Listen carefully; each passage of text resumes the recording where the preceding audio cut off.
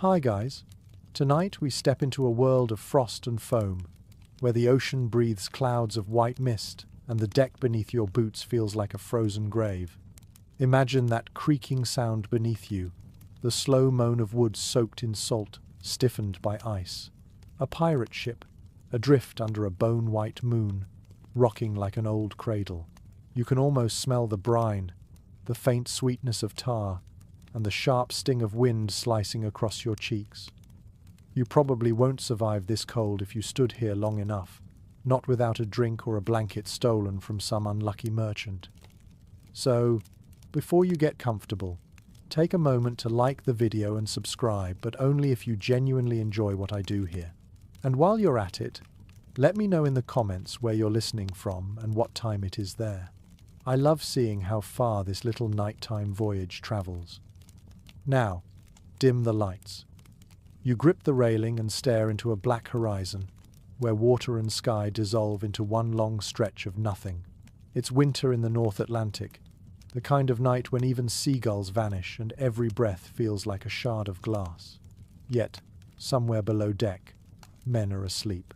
You can hear the rhythm of snoring, the shift of hammocks swaying, pirates, in the dead of winter, finding comfort where none should exist. You duck beneath the low beams, careful not to bump your head, and the lantern light flickers gold against the damp wood. The air is thick with the smell of bodies and rope, warm in the worst possible way. You realize how fragile this piece is. Above you, the mast groans as the wind pulls at it. The ropes hum softly, like an old song. Every few seconds, you hear a soft drip melted frost sliding down the rigging, freezing again before it hits the deck. This isn't the romantic pirate story you grew up with.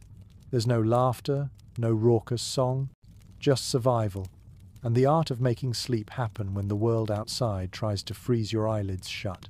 Historians still argue whether pirates endured colder voyages than royal sailors, or simply exaggerated for legend, but either way, the nights were brutal. You move deeper into the ship, stepping over a bucket half filled with ice water that had once been rain. The deck slopes slightly, just enough to make you lean to one side. Here, below the main hatch, lies the crew's quarters, a place half the size of a modern living room, yet stuffed with men, hammocks, and dreams of warmth. A single lantern swings from the beam, casting trembling shadows across the walls. You see hammocks strung like spider webs, each one cradling a pirate, curled tight. Some wrap their heads in scarves. Others cover themselves in mismatched layers, wool, leather, even sailcloth patched with stolen silk. One man mutters in his sleep, clutching a pistol as if the cold might try to rob him. Another snores softly, his breath turning to mist. Outside, frost gathers on the railings. You imagine the wind biting through thin planks, the sea air sneaking into every seam. To survive such nights, pirates turned to every trick they knew. No one lit a fire too dangerous on a wooden ship, but small oil lamps hid beneath overturned pots, giving off just enough heat to fool the mind. The scent of smoke was forbidden, but a faint trace still lingers, like a memory of warmth. You sit down near a barrel, feeling the vibration of the waves against the hull. The sound isn't loud, it's steady, like a slow heartbeat. The ocean rocks the ship, and the ship rocks you. There's something almost kind in that rhythm. Maybe that's how they manage to sleep, by surrendering to the sea's lullaby. A rat scurries past your boot, its fur puffed like a tiny winter coat. You think about how these creatures thrived even when men shivered. Some pirates kept them as unofficial company, claiming their warmth was worth the nuisance. Others believed rats brought luck, especially when they slept near them. Quirky, but it worked. Historians still argue whether these shipboard superstitions were comfort or genuine faith. Above you, the sails strain, ice cracking along their edges. The ship moves with effort, every plank complaining. Yet down here, it feels strangely safe. The flickering light softens the world, turning it into something dreamlike. You notice how pirates, despite the misery, carved out small zones of peace. A bit of rope tied as a curtain, a carved charm tucked above a hammock, a scrap of fur lining the inside of a boot, tiny rebellions against the cold. You close your eyes, just for a moment, and listen. The ocean sighs. A distant gull cries, confused to find itself awake. Someone hums a low tune, half lullaby, half prayer. You can almost feel the collective will of the crew holding the night together. Every man asleep is one less to worry, one more thread keeping the ship from unraveling. The strange thing is, in the coldest places, people sleep deepest. Perhaps it's exhaustion, or perhaps it's the body's quiet surrender to the dark. You imagine what it must have been like, the trust it took to close your eyes when death could arrive as a freezing wave or an enemy's blade. You shift, feeling the hard wood beneath you, and glance up again. The lantern light sways. The men breathe in unison. It's oddly beautiful, this fragile calm, this borrowed warmth shared among thieves and drifters. As your own eyes grow heavy, you understand something essential. These pirates didn't just survive the cold, they outsmarted it. They built warmth from stories, from rum, from each other. They made sleep an act of rebellion, a small, defiant miracle. Outside, snow begins to fall, dissolving on contact with salt water. The ship drifts forward, silent except for the whisper of sails. You imagine yourself swinging gently in one of those hammocks, the sea beneath, the stars above, the world frozen but somehow still alive. You let the thought settle, slow and soft. You descend another step into the dim belly of the ship, and the air thickens with damp wood, salt, and something that smells faintly like boiled leather.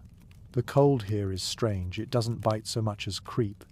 It slinks through the cracks in the planks, slips beneath your collar, and settles between your ribs.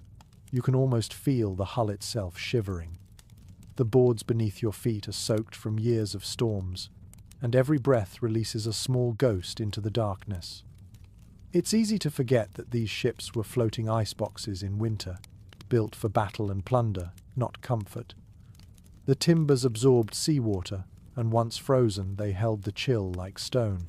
You sit near the hull and rest your hand on it. It's colder than metal, rough to the touch, and damp even here below deck. Some pirates claimed they could tell the temperature outside just by touching the walls, and maybe they were right. The sleeping quarters you stand in now would have been home to 20, maybe 30 men. No insulation, no heating, only the faint warmth of shared breath and bodies. You listen carefully and realize that sound is life here, the steady rhythm of inhalation, the shift of fabric, the whisper of the ocean outside. If you close your eyes, the noises blur together into something almost gentle. But the cold beneath the timbers is relentless. It climbs up through the floor and into their hammocks, freezing toes and stiffening joints. Some men slept with boots on, others rubbed grease on their feet, a trick they learned from fishermen in the Baltic. Whale oil, if they had it, worked best. Historians still argue whether pirates truly borrowed such methods from northern sailors or simply stumbled upon them out of desperation. Either way, it left a smell that never left the skin. You picture a man turning in his hammock, pulling his coat tighter, whispering a curse into the fabric. He's wrapped in a patchwork of stolen textiles, velvet from a Spanish merchant, linen from a captured sloop, and maybe a woolen scrap once owned by a soldier. Every thread tells a story of theft and survival. Beneath him, the planks groan as the sea presses its cold fingers against the hull. What's fascinating is how the cold reshaped behavior. Pirates weren't known for order, yet in winter, they developed quiet systems just to keep the chill at bay. Men rotated their sleeping spots so no one lay too long against the hull. The closer to the center you slept, the warmer you stayed.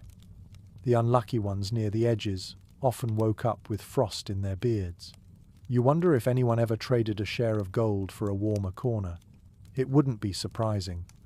You shift slightly and hear a faint creak, the kind that reminds you that the ship itself is alive.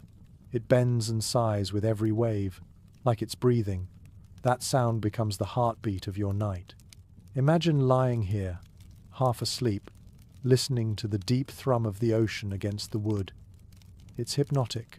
Perhaps that's why so many pirates, even in bitter cold, claimed they slept best at sea. One pirate diary, if it's to be believed, described winter sleep as the longest hour in the shortest day. You understand what he meant. The mind stretches time differently here. When the world outside is frozen and black, dreams come easier. Or maybe they just come stranger. Sailors spoke of hearing voices in the ice, whispers from the sea calling them home. Historians still debate whether these were hallucinations from exhaustion or tales told for comfort. You tilt your head back and stare at the ceiling. Droplets hang from the beams like tiny mirrors, catching the faint light of the lantern. The air smells of salt and smoke, mixed with something sour, probably unwashed wool. You try to imagine what it would feel like to fall asleep here, wrapped in a blanket that's always damp, surrounded by the snores of men who might steal from you come morning. Oddly enough, it doesn't sound lonely. It sounds shared. Like everyone aboard was equally human for those few hours of rest. The cold beneath the timbers made sleepers equal. The richest plunderer and the poorest deckhand froze the same. Maybe that's why pirates developed that strange kind of democracy historians love to mention. In the cold, hierarchy melts. When your fingers are numb and your teeth chatter, the man beside you isn't your subordinate or rival. He's another source of warmth. You take another breath, and your lungs sting slightly from the chill. You look again at the hammocks swaying softly. Each one carries its own rhythm, like waves inside the hull. Someone mumbles a prayer in another language. A faint smell of rum drifts by. Somewhere near the far wall, a candle flickers, its flame fighting the air's moisture. You can almost hear it sigh as it dies out. You crouch to touch the floor, tracing the seam where two planks meet. The gap is wide enough to let in a thin thread of light from the lantern above deck. It reminds you that just above your head, the wind is howling, trying to get in. Down here, though, it feels like another world, a fragile shelter between the storm and the sea. The cold beneath the timbers is merciless, yet it teaches patience. You realize that sleep here isn't just rest, it's resistance. Every man who manages to close his eyes and dream has won something precious from the ocean, and that victory hums quietly through the ship, invisible but real. You let your mind drift, imagining that same ship a century later, its bones still at the bottom of some dark channel, the timbers long gone, but perhaps a hammock still swinging gently, preserved by salt. Maybe, if you could listen closely enough, you'd still hear the echo of men breathing through the cold, the faintest rhythm of sleep surviving the centuries. The ship creaks again. The sound ripples up through your feet into your chest and settles there. It's oddly comforting. You think about how strange it is that a place so cold could hold such warmth in memory. And for a moment, as your eyes close against the lantern light, you understand what those men must have felt. The cold beneath the timbers wasn't the enemy. It was the test, and every night they survived it, they proved they belonged to the sea. You wake to the faint scrape of fabric against wood and the hush of the tide beyond the hull. The night is colder now, and every breath makes a pale cloud in the dark. Around you, pirates stir beneath their makeshift covers, layers of stolen cloth, patched canvas, and anything that could keep a man from freezing stiff before dawn. You run your fingers across one of those blankets. The texture surprises you. It is soft in some spots, rough in others. A history of theft stitched together by necessity. According to surviving ship logs from the late 17th century, pirates rarely owned proper bedding. When they raided merchant vessels, they took whatever looked warm, embroidered shawls, velvet curtains, even pieces of sailcloth soaked in oil for insulation. Nothing matched. Yet each layer told a small story of plundered comfort. Some of these stolen textiles were absurdly luxurious. Sailors once described a corsair captain sleeping under a French tapestry worth more than his entire ship. A curious contrast, opulence wrapped around exhaustion. You can almost see it now, the gold-threaded fabric dulled by salt and grime, draped over a man with cracked hands and a frostbitten nose. A few private diaries mention stranger choices.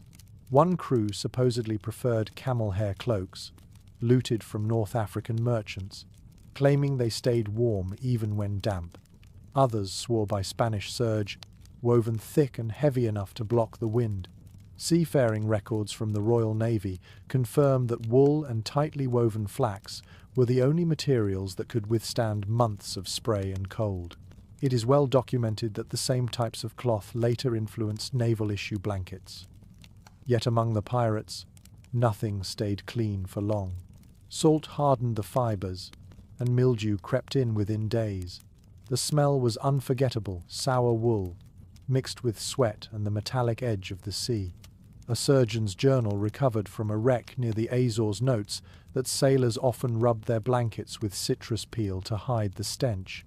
Whether that worked or simply made the quarters smell like fermented lemons, no one can say for sure. You sit back and imagine the scene. A row of hammocks swaying, each one cocooned in mismatched treasures.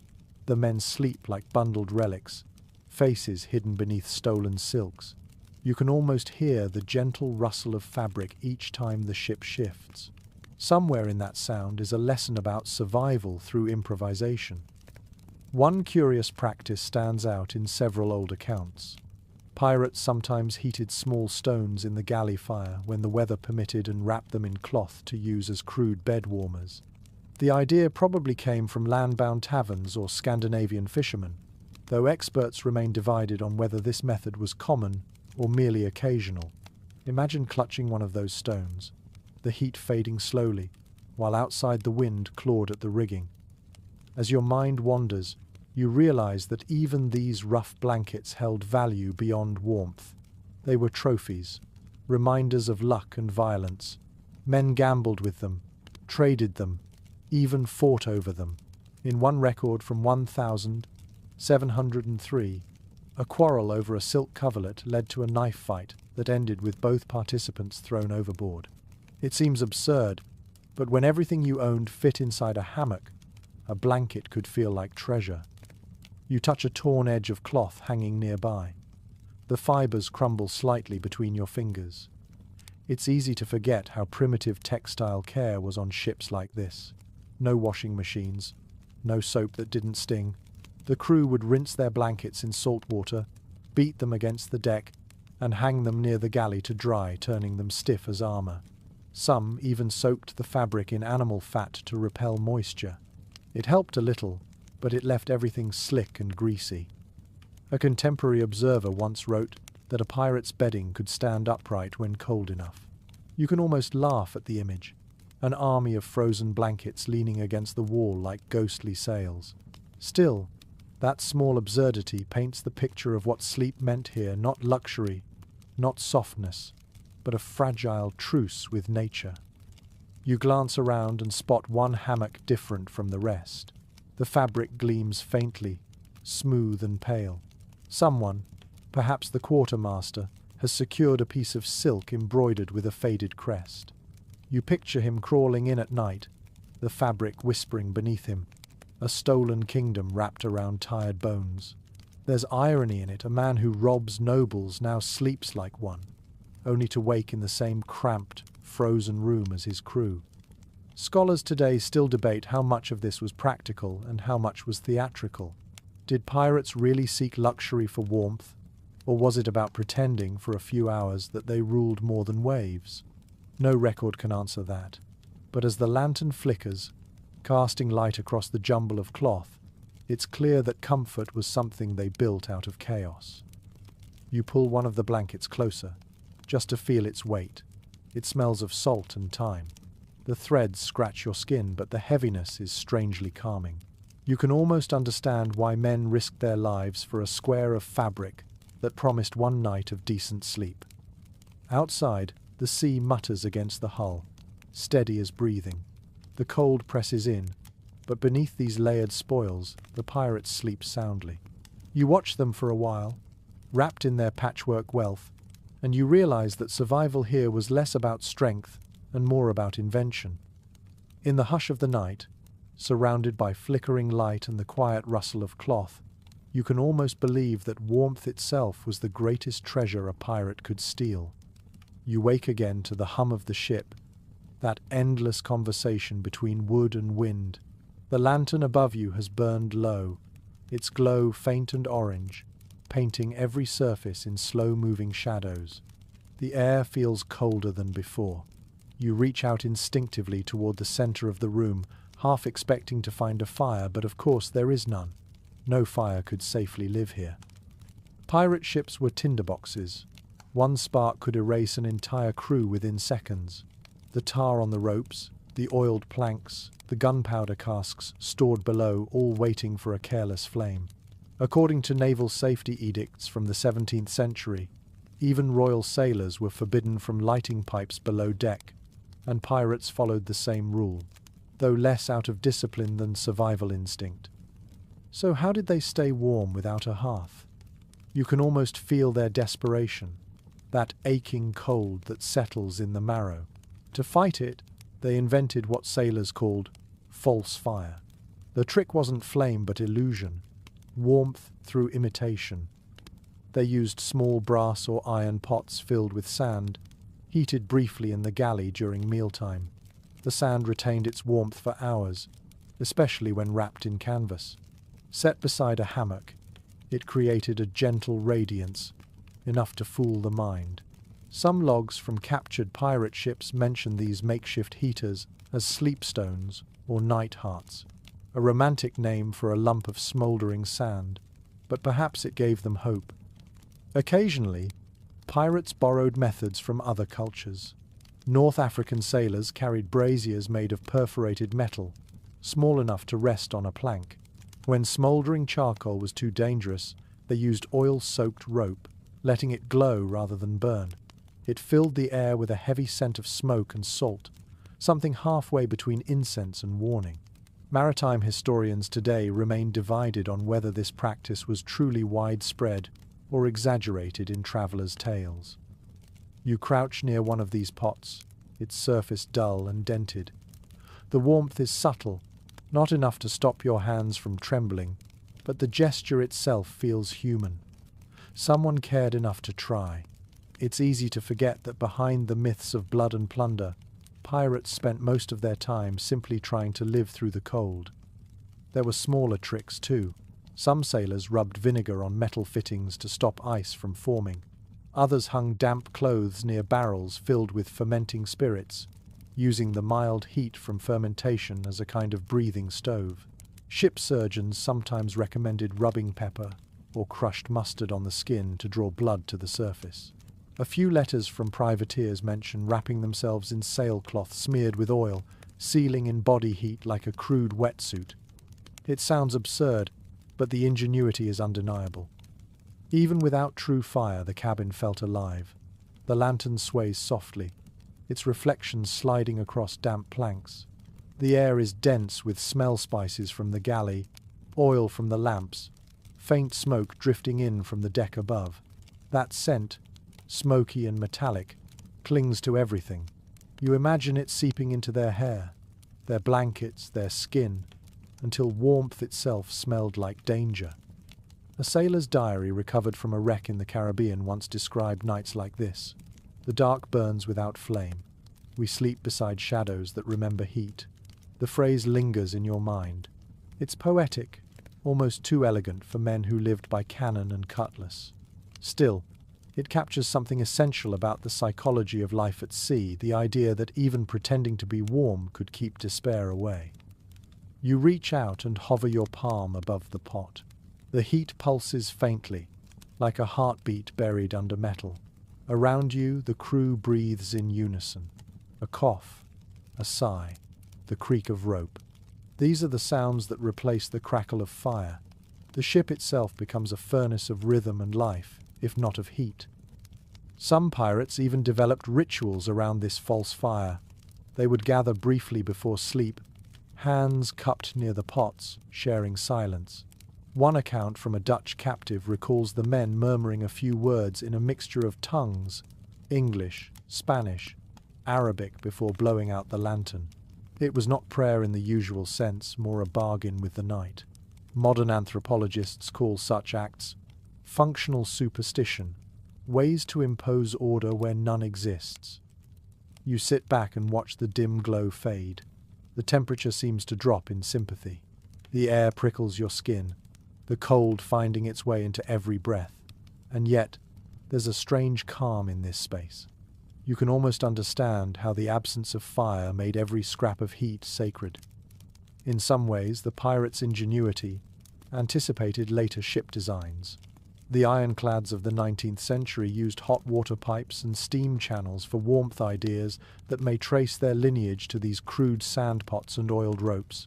Maritime engineers acknowledge the parallel, though no one can prove direct influence. But still, it feels right. The seed of invention often hides in desperation. You lean back, your body following the slow roll of the ship. Outside, the wind wails along the rigging, the sails snap like distant thunder. Inside, you feel a warmth that has nothing to do with temperature. It's the warmth of understanding, of seeing humanity where legend usually tells only violence. The lantern flutters once and dies, plunging the room into darkness. For a heartbeat, the world seems frozen again. Then, from somewhere deep in the ship, the faint red glow of a hidden pot stirs like an ember. The pirates sleep around it, faces soft in the dim light, dreaming of fires they could never risk to make. And as the ship drifts farther into the black water, you realize that the truest warmth on this frozen voyage doesn't come from flame at all. It comes from the stubborn refusal to stop trying. You sway with the rhythm of the sea, the movement slow and deliberate, as if the world itself breathes beneath you. The creaking sound above your head is constant, but comforting, like a lullaby sung by the ship. Tonight, you are inside a revolution of rest, one that changed how sailors slept forever. The hammock is waiting, a net of woven canvas suspended from the beams. You reach out and run your hand along the rough threads. They are firm, but forgiving, smelling faintly of salt, sweat, and tar. The idea seems obvious to you now, sleeping off the ground, cradled by the air, but centuries ago this was a revelation. Records from the early 16th century credit the Taino people of the Caribbean with inventing the hammock, long before European sailors ever thought to hang beds from ropes. Spanish explorers noticed their practicality, and soon naval fleets adopted them. According to one naval account written in 1597, hammocks were the surest rest in a tempest, for they swing with the vessel and break no bones. Pirates, ever resourceful, took the concept further. Instead of stiff naval canvas, they used whatever fabric they could scavenge. Linen sails, old coats, bits of woven cargo nets. It was a system born of theft and adaptation. You can picture them testing knots, tightening lines, competing to find the perfect height. A good hammock had to sway freely but never touch the floor. The closer to the ceiling, the safer it was from rats and damp. One fascinating record from a French privateer ship describes how crewmen coated the ropes with wax to prevent fraying in winter air. It made the lines gleam like frozen veins in the lantern light. Some even lined their hammocks with thin strips of leather to stop the wind from seeping through. Maritime historians today still dispute who first introduced those small modifications, but they agree that pirates perfected the art of comfort on unstable seas. You ease yourself into one now. The motion surprises you. It feels unstable at first, as if you might flip over, but then the rhythm catches and you float. The hammock adjusts to your weight, shifting with every tilt of the ship. Your body learns to surrender, and suddenly you are no longer resisting the motion, you are part of it. This, you realize, is how pirates tricked their bodies into rest during winter storms. The hammock turned the chaos of the sea into a lullaby. Some sailors claimed the gentle rocking improved their health, easing joints and lulling the mind. In fact, modern researchers have found that swinging sleep enhances deep rest and synchronizes brainwaves, something those rough men discovered by accident. The ocean had been teaching them neuroscience centuries before anyone could name it. Not every pirate took to it easily, though. Letters from captured sailors mentioned that new recruits often fell out of their hammocks on the first night, waking to laughter and bruises. Experienced hands offered tips: always sleep diagonally, never straight, or you'll roll like a fish in a net. The diagonal position kept the body balanced and allowed for better circulation. You try it now, stretching slightly, and the fabric molds around you perfectly. The hammock sways gently as the wind hums through the rigging above. You stare upward and watch the lantern's glow ripple across the planks, turning the wooden ceiling into waves of gold and shadow. For a moment, you forget you're aboard a pirate ship. You could be anywhere: a cradle, a cloud, a dream. In the silence, a faint sound rises from the next hammock. A low whistle. A sailor is breathing through his nose, lost in deep sleep. The melody he makes merges with the rhythm of the ocean. It's strangely beautiful. You close your eyes and imagine hundreds of hammocks swinging together like pendulums, each carrying a man between waking and dreaming. Pirates were known for chaos, yet their sleeping quarters moved with perfect harmony. The rows of hammocks hung at uniform distances, overlapping slightly like the scales of a fish. It was the only order the sea allowed. A visitor aboard an English ship once described the spectacle. In darkness, it seems a field of cocoons, men wrapped and swaying as if the ship itself rocks them to birth. You smile at that image. It feels accurate. Not every invention spread as far or as quickly. Some captains resisted hammocks, believing they made sailors too comfortable, too slow to wake for battle. Others worried about tangled ropes or collapsing beams. Yet by the 18th century, even navies that despised pirate customs had adopted the idea. The hammock became not just a bed but a symbol of maritime life itself. There were superstitions attached to it too. A few crews believed that cutting a man's hammock while he slept cursed his spirit to wander at sea forever. Others tied lucky trinkets or coins to the ends of their lines, hoping the weight would anchor their dreams. One anecdote from a Portuguese corsair tells of a sailor who kept a tiny wooden mermaid carved from driftwood tied above his hammock. He claimed she sang softly to calm the storms. Whether she did or not, no one dared remove her. You drift deeper into the rhythm now. The hammock creaks softly, and your breathing slows. The smell of old canvas and salt fills your nose, and your mind begins to float. There's a reason sailors swore they slept better here than in any bed on land. Out there the ground stood still, indifferent. But here, in this swaying cocoon, the sea itself tucked them in. Experts still puzzle over one last detail: how pirates managed to sleep so soundly despite the noise of waves and the fear of attack.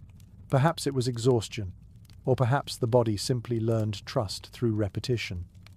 Either way, when the wind howled and frost glazed the deck, the hammock remained the safest refuge a man could have. You tighten the blanket around you and let your body match the motion. The ropes creak like an old lullaby.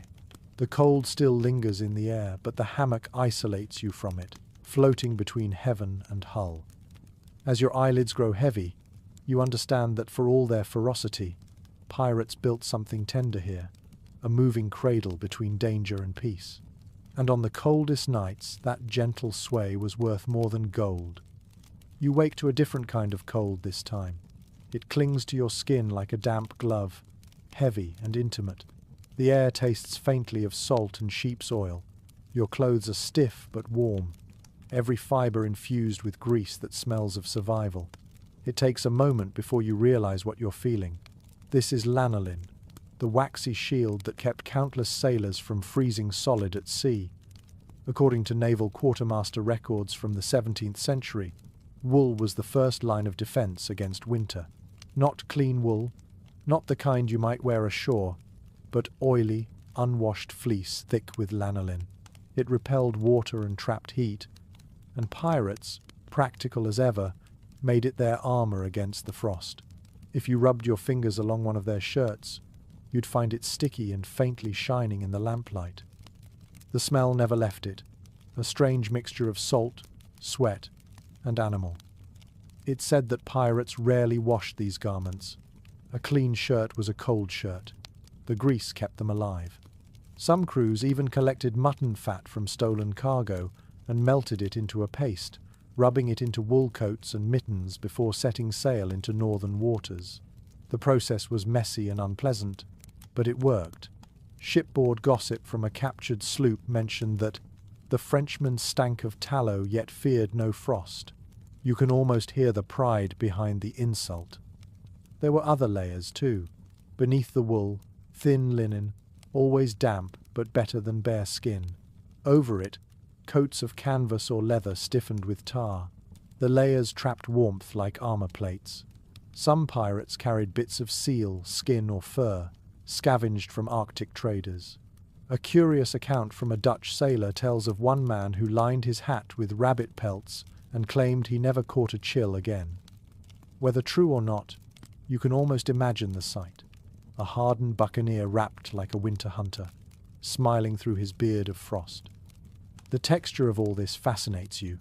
You touch your sleeve and feel the rough weave, the oily grit that leaves a faint sheen on your fingertips. Every movement makes a quiet, rasping sound, fabric scraping against fabric. The air is close here, thick with the scent of grease and salt. It's not pleasant, but it feels safe. When the temperature drops so low that breath freezes in mid-air, smell becomes irrelevant. Warmth is all that matters. What surprises most people is how pirates manage to sleep in these heavy layers. It sounds impossible, yet there are detailed mentions of men bundling themselves like mummies, their clothes doubling as blankets.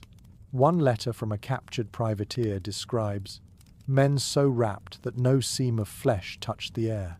It must have been stifling, but it kept their blood moving. If you loosened your collar, the cold crept in immediately, a thief that never stopped trying. A few ships experimented with different materials. Cotton was rare and nearly useless in such conditions it soaked water like a sponge. Hemp canvas, treated with wax or fish oil, became a popular outer layer instead. It squeaked when folded, and when the cold grew sharp enough, the whole garment could stand upright on its own. Some joked that their coats were more disciplined than the crew. It's easy to picture the bedtime ritual. A pirate might peel off only his boots and weapons, then curl up in his hammock, the grease-stiff wool scratching his skin. The smell of tallow and salt would fill his nose, mingling with the must of the ship. A lantern might swing nearby, glinting on metal buckles. He'd tug a rough blanket over his shoulders, shift once to find balance, and drift into sleep. The clothes themselves aged into relics. Archaeologists have recovered fragments of such garments from wrecks in the Caribbean and the North Sea. Under microscopes, the fibers still gleam faintly with the residue of lanolin. Scientists note that even centuries underwater, that natural oil resists decay. It's strange to think that what once protected flesh now preserves history. Not everyone agreed on how much fat was enough. Some crews overdid it, slathering so much grease onto their coats that they became fire hazards near lanterns. Others refused the practice entirely, preferring layers of dry wool and a strong drink of rum instead. Researchers today can't determine which method worked best, though they agree that both carried risk. Too much oil, and you risked catching a spark. Too little, and you risked freezing before dawn. You imagine yourself now lying back in that oily cocoon. The hammock presses against your shoulders, the smell of lanolin thick in your throat. The ship creaks, and the ropes sway gently. You close your eyes, and for a brief moment, you are one of them, half asleep, half frozen, but oddly content. The warmth that seeps from your body stays trapped, and the cold stays outside. Some nights, pirates rubbed their hands with a mixture of lard and ashes. A strange practice, they claimed, kept frostbite away. It worked by sealing the pores, preventing moisture from drawing out heat. The same mixture was used to polish boots, so the line between hygiene and superstition blurred constantly. A natural curiosity, really, born from trial and error rather than science. Above you, the sea moans against the hull. You can hear it, that low grinding sound of ice moving through water. The air is so cold it feels alive, yet inside this greasy armor of wool and tallow, you survive. You might even sleep. It is no wonder that sailors later joked that pirates smelled warmer than they looked. In this swaying tomb of wood and salt, warmth wasn't elegance. It was endurance. And wrapped in the lanolin-soaked embrace of wool and grease, they proved that survival could be as simple and as human as refusing to feel the cold. You can hear it before you see it, the soft clink of a cup, the dull scrape of a barrel being dragged across the floor, the pop of a cork. The air down here is colder tonight, but it carries the scent of rum, sharp and spiced, a warmth that travels faster than fire. You know what this means. It is the hour of rum dreams, that strange nightly ritual where pirates blurred the line between waking and sleep. According to naval customs recorded in the late 17th century, sailors were issued a ration of rum mixed with water, what they called grog. It kept spirits up and bodies warm, at least for a while. Pirates, unconstrained by rules, improved the formula with sugar, lime, or any spice they could steal from passing traders. Nutmeg, cinnamon, and cloves drifted through the night air like perfume. A single sip could trick the body into believing it wasn't freezing. You watch as the crew gathers in quiet clusters, their movements slow and deliberate. Each man cups his tin mug with both hands, not only to drink, but to steal warmth from the metal. The liquid glows amber in the lantern light. They don't speak loudly. The clamour of laughter that once filled daylight hours is gone. Instead, they share silence, a communion of exhaustion.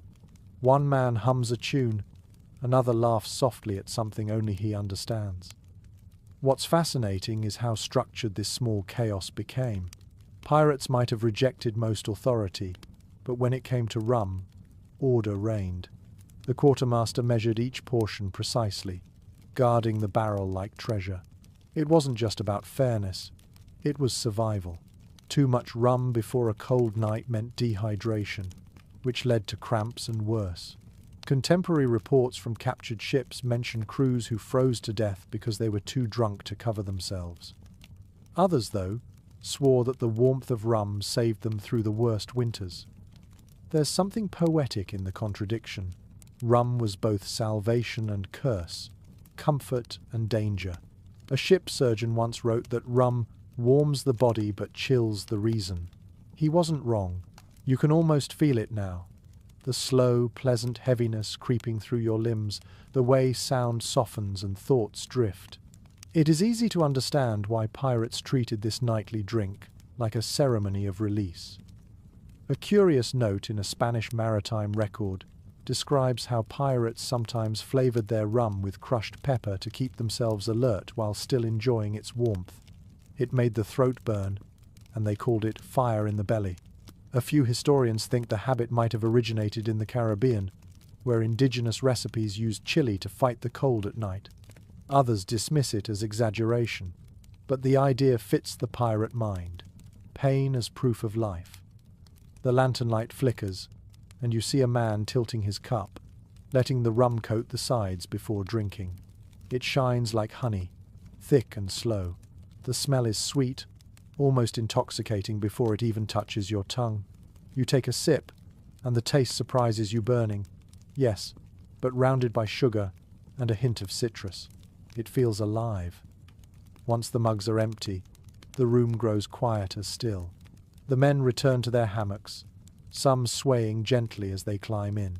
One hums a sea shanty under his breath, the melody curling through the air like smoke. You lie back and listen, the words half lost to the creak of wood and the sigh of wind. It's strange how something so simple could knit the crew together. They had no priest, no church, no family beyond this deck, but every night they shared warmth through the ritual of drink. It dulled the aches of cold muscles and the loneliness that came from endless ocean. In a way, rum was their prayer. You tilt your head and study the faces around you. Some have already fallen asleep, mugs still in their hands. Others stare upward, eyes open but unfocused, lost somewhere between memory and dream. The cold does not seem to touch them anymore. You wonder what they dream of, perhaps gold or freedom, or maybe just a bed that doesn't move. What catches your attention most is how the rhythm of the ship seems to match their breathing. The hammock sways, the hull groans, the waves tap gently against the planks. Everything moves together, like a single slow heartbeat. The drink has woven them into the motion of the sea itself. There are stories, of course, that after too much rum, some pirates claim to see ghosts on the deck or lights moving beneath the water. A few even said the sea whispered their names when the wind shifted. Modern psychologists might call it exhaustion mixed with mild hypothermia, but in their world, it was a sign that the ocean was listening. One peculiar story survives in an old court record from Jamaica. A captured buccaneer swore that he once dreamed, after a night of heavy grog, that the sea rose up to cradle the ship like a mother rocking her child. He said he woke with frost on his beard but warmth in his heart. No one believed him, but it's hard not to see the poetry in it. You close your eyes and take another breath. The scent of rum lingers on the air, mingled with salt and smoke. Your body feels lighter now, softer around the edges. Sleep creeps in quietly, as if on tiptoe. The ship sways, and the sound of waves merges with the low hum of the men breathing around you. Experts today note that alcohol lowers body temperature, yet still, these pirates clung to it as their nightly cure. It was an illusion, but illusions have power when the wind howls and ice forms on the ropes. The warmth they felt was fleeting, but in that moment it was enough. You let your mind drift, floating between wakefulness and dream, your stomach warm, your fingers numb. Outside, frost forms a thin sheen over the deck, turning the ship into a sculpture of glass. Inside, a few embers of warmth remain inside their mugs, inside their hearts, inside you. And as your eyes close fully, you realize that the best kind of warmth isn't the one that lasts. It's the one you remember, sip by sip, as you fall into sleep.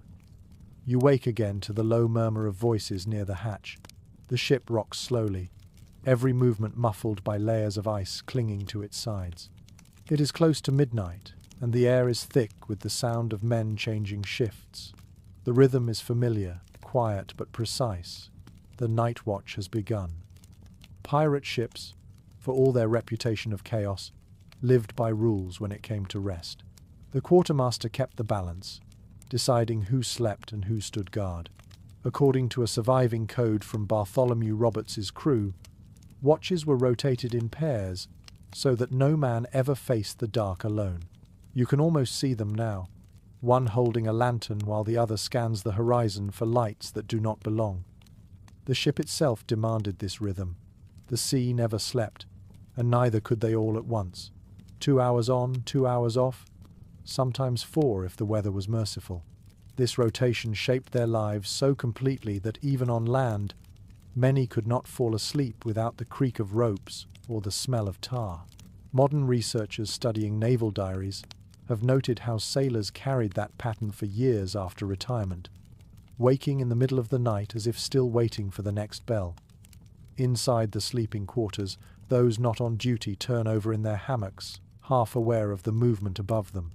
The sound of boots on the planks, the soft click of weapons being checked, the whisper of fabric, all part of the lullaby of command.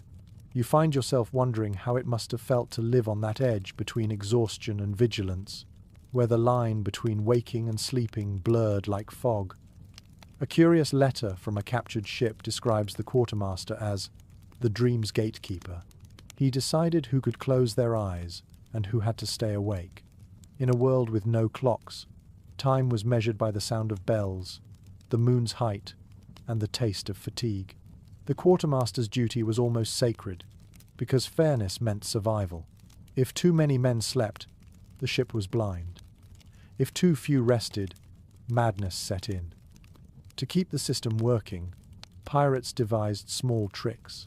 A man on watch might chew coffee beans or salted lemon peel to stay alert. Others rubbed ice water on their faces or sang softly into the wind. Diaries from Dutch privateers mention sailors pinching one another awake, laughing even as their teeth chattered. It was camaraderie, born of necessity. The quartermaster himself often stayed awake longer than anyone, pacing the deck with his coat pulled tight. His eyes scanned the horizon, searching for movement. He listened for changes in the creak of the hull, a sound he knew like a heartbeat. The ocean could tell secrets to those who listened closely enough. Below deck, the rest of the crew trusted his vigilance. You picture them sleeping deeply, lulled by the security that someone else was watching. It was a fragile kind of peace, but it worked. According to one preserved account from 1702, a pirate ship could cross entire oceans with only a dozen men awake at any given time. The rotation was so precise that even storms rarely broke it. There's an elegance in the arrangement. The chaos of their day's plunder, shouting, argument gave way to this quiet order at night. The ship's heartbeat slowed, and the pirates became almost gentle. Some men whispered stories before sleep, trading tales of ports and lovers they'd never see again. Others simply turned their faces to the wooden ceiling and counted breaths until the next watch.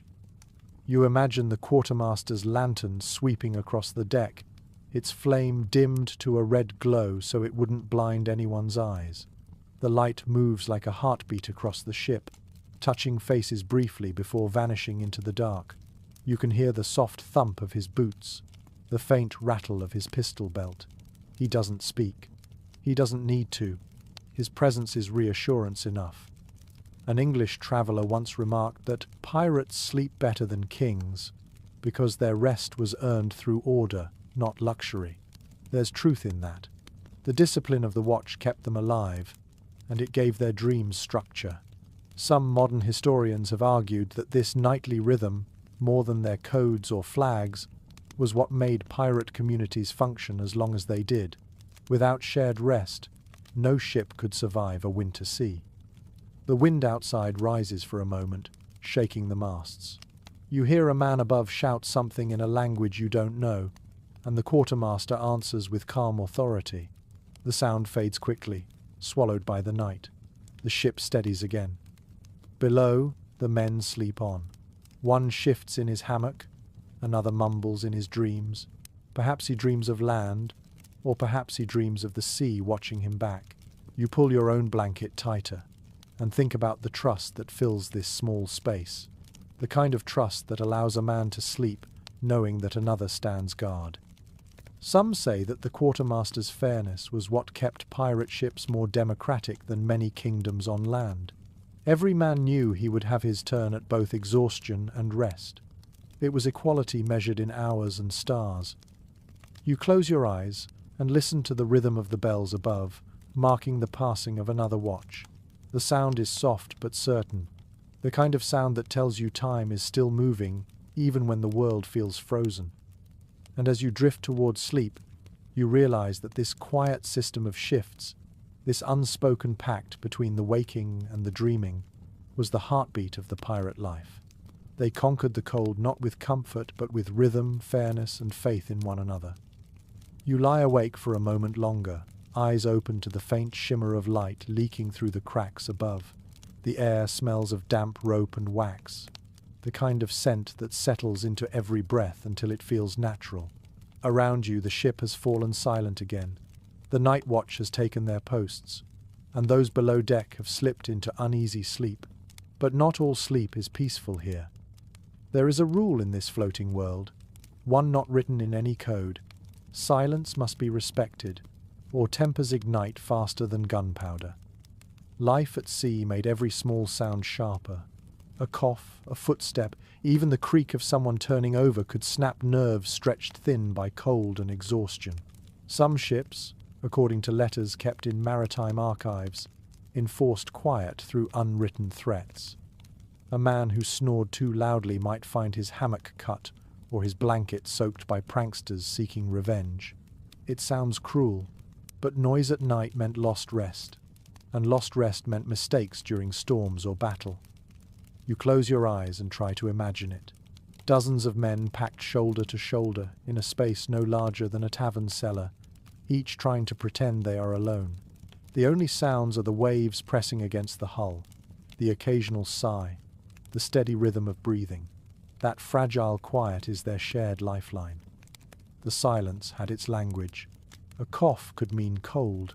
A whisper might signal a nightmare. When someone's breathing changed suddenly, others noticed. Even half asleep, they listened for patterns, the same way they read the sea or the wind. In a world without clocks, time was measured by sound. The steady rise and fall of sleep told them that the night was still alive. There are curious stories about how seriously pirates took this code of rest. One old sailor's memoir from the 1720 seconds describes a man who snored like a drum. The crew tied a small pebble in a cloth and placed it under his chin so that if he started snoring, the weight would wake him. It worked, though the man claimed he dreamt of being stoned by ghosts. Another account mentions a ship where the cook forbade talking after midnight, claiming the sea itself listened and grew jealous of human voices. Folklore perhaps, but even superstition can be a kind of law. Historians studying life aboard pirate ships often remark that rest was a form of currency. A good night's sleep could buy patience, courage, even mercy. Without it, chaos brewed. There are court records describing mutinies that began with something as small as an argument over noise. When men live so closely, privacy becomes imaginary, and silence becomes sacred. You shift slightly in your hammock and feel the wood creak beneath you. The sound seems too loud in the stillness, and for a moment you hold your breath, as if afraid to disturb the spell. It's strange how quickly the body learns reverence when surrounded by others who crave quiet. There is an almost religious rhythm to the night. The watch changes, the lantern light sways, the hammocks drift. Yet beneath that calm lies tension, the kind of energy that hums under your skin when everyone pretends to sleep. You wonder what thoughts kept them awake: guilt, fear, hope, or just the ache in their bones from the endless cold. Some scholars have suggested that pirates' devotion to silence came not only from practicality, but also from superstition. They believed noise could wake the spirits of the dead, especially after a battle. A few wrecks reveal charms carved into beams or small tokens buried under the floorboards, meant to appease restless souls. Whether these were genuine rituals or simply habit, no one can say for certain. Still, the idea lingers. You imagine a ship adrift in the Black Sea, full of sleeping men and sleeping ghosts, both kept calm by the same fragile hush. The cold amplifies every creak until it sounds like whispering. Perhaps that is why sailors so often spoke to the ship as if it were alive, because in the quiet it answered. A peculiar anecdote from a Danish logbook tells of a pirate who carried a small seashell in his pocket. Before sleep, he would hold it to his ear and listen. He claimed the ocean spoke through it, promising another dawn. His crewmates laughed, but when he was killed in a storm, they nailed the shell to the mast for luck. Such small rituals helped them preserve peace in a world where peace rarely lasted. You lie back and let the silence settle again. Your ears grow sensitive, picking out every sound: the rope's faint groan, the slow drip of melting frost, the heartbeat of the ship itself. The noise becomes hypnotic. It's almost as if the sea has decided to breathe through the wood, a slow pulse that keeps the world turning. The absence of chatter gives your mind room to wander. You think about how these men, feared by nations, were bound by something so gentle a rule that said, "Let others rest." For all their violence, they understood that rest kept them human. Outside, a gust of wind rattles the mast, but no one stirs. The code of quiet holds. You feel the hammock sway, a small motion that makes you drowsy again. The air around you hums faintly, like the sound inside a seashell. As your thoughts drift, you realize that silence itself might be the truest treasure of this ship.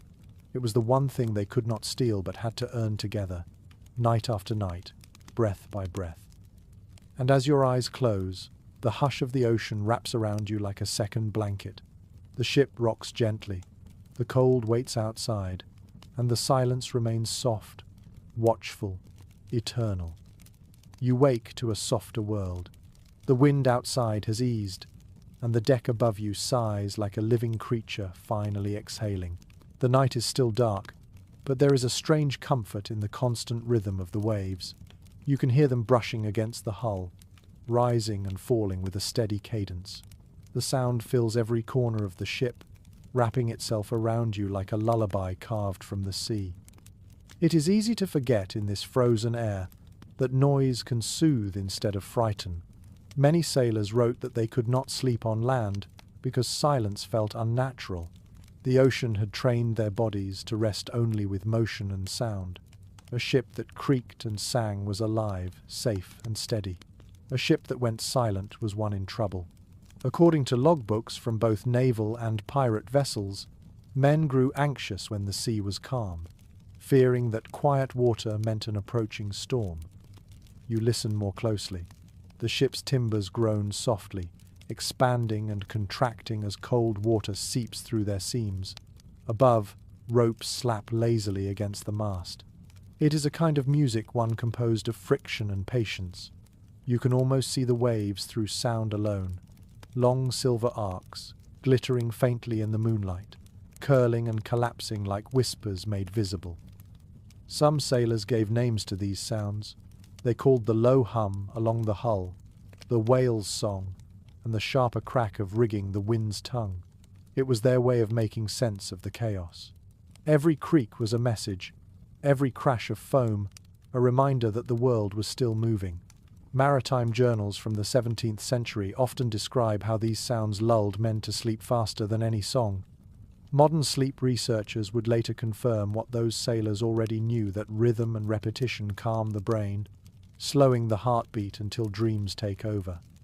You turn your head toward the sound and feel your pulse matching it. The ocean beats beneath you like a great slow drum. For a moment, the world feels perfectly timed. You realize how rare that kind of harmony must have been in a life filled with danger. Perhaps this is why pirates loved their ships like they did. The vessel wasn't just transport or shelter. It was a companion that breathed and spoke in rhythm with them. One curious account from a merchant prisoner tells of a pirate who claimed to know when to sleep by the pitch of the waves. "When the sea hums low," he said, "she is singing us to dream." The prisoner mocked him in his report, yet the idea lingers because it feels true. You can hear that same hum now, deep and steady, echoing through the wooden ribs of the hull. There were nights when storms drowned out everything, when thunder swallowed song and men clung to their hammocks like prayer beads. But on calm winter nights like this one, the sea was tender. The surface gleamed with frost, the air thick with salt mist, and the sound of waves brushing the hull felt like a mother's hand smoothing a child's hair. Even the cold seemed gentler when it moved with music. It's remarkable how the human mind finds comfort in repetition. The pirates must have felt it too, the hypnosis of rhythm.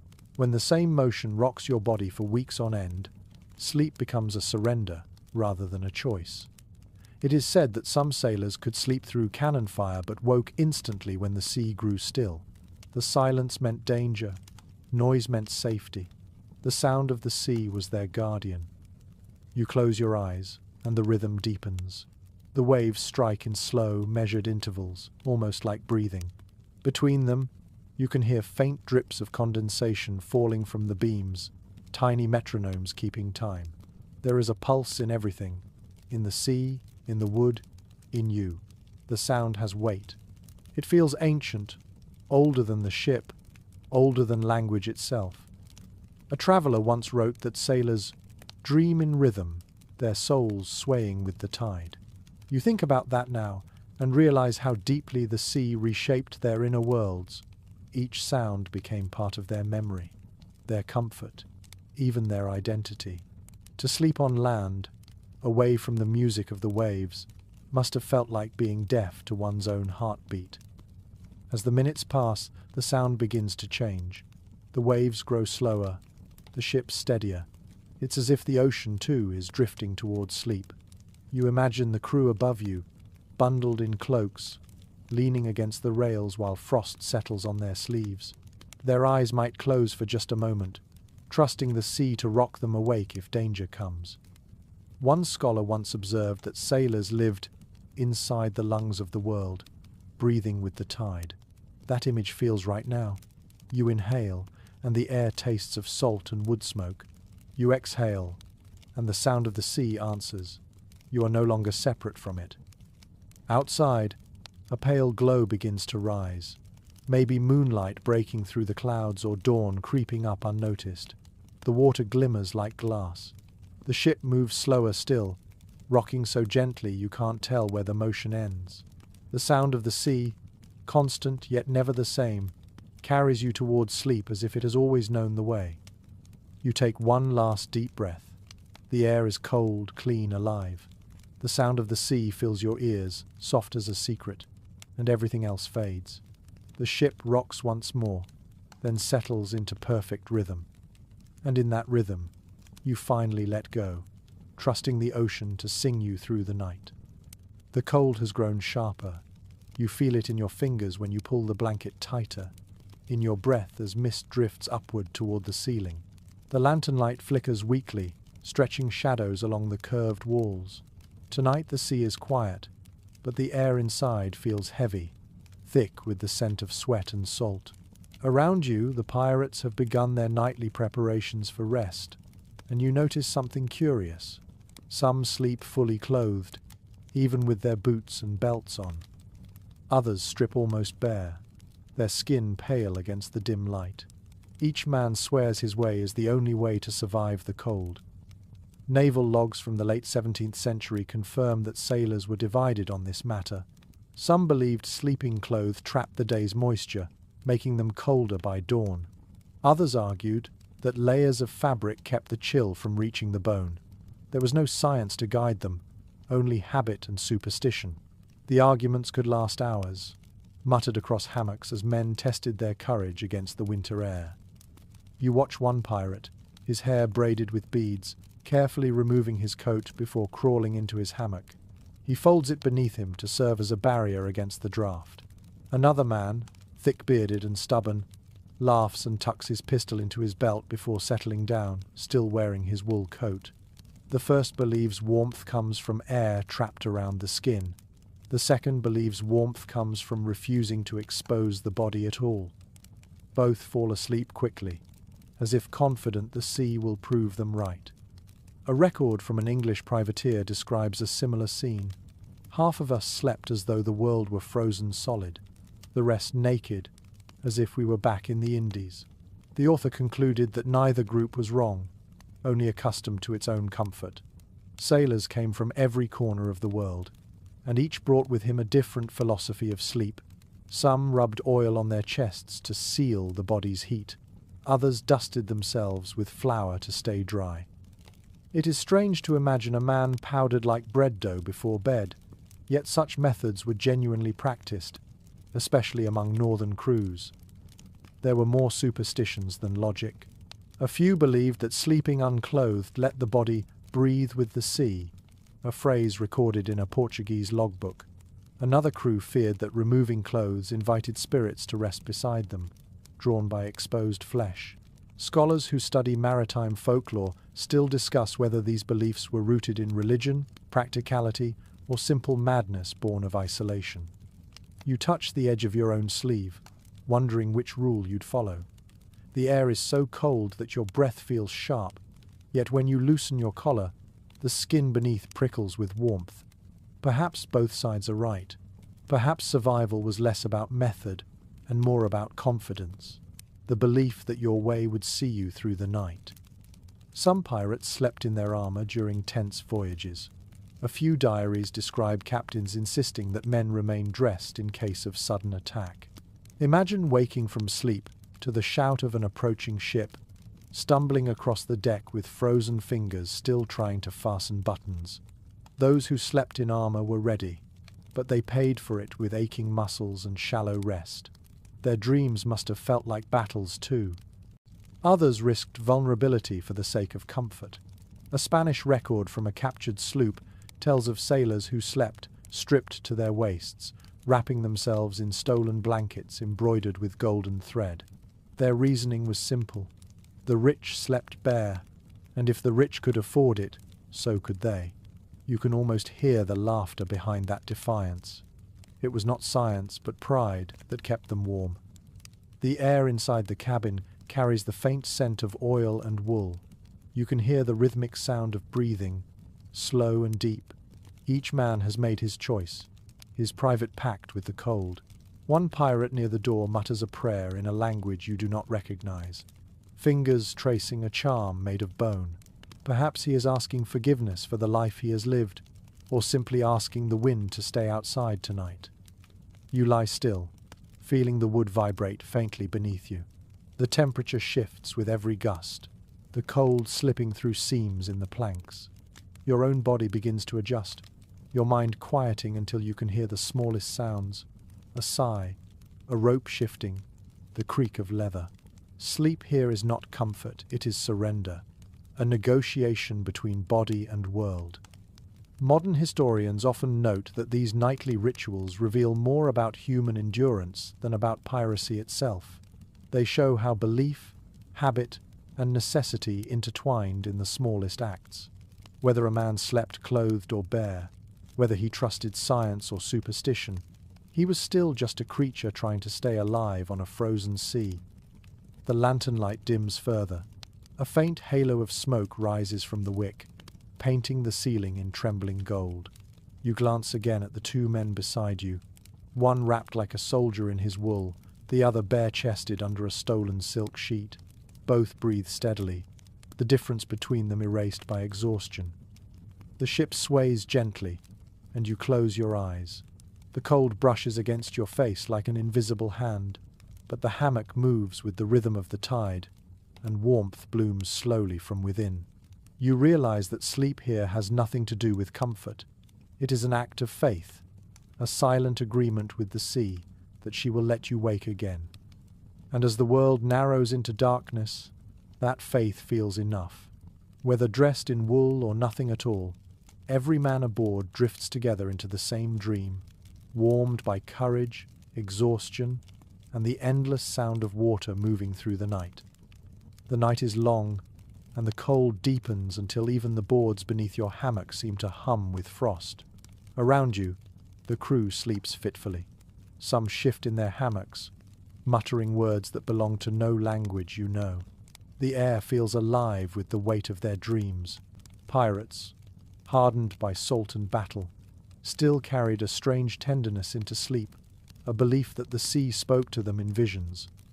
A few scattered journals from the 18th century record their superstitions about dreams.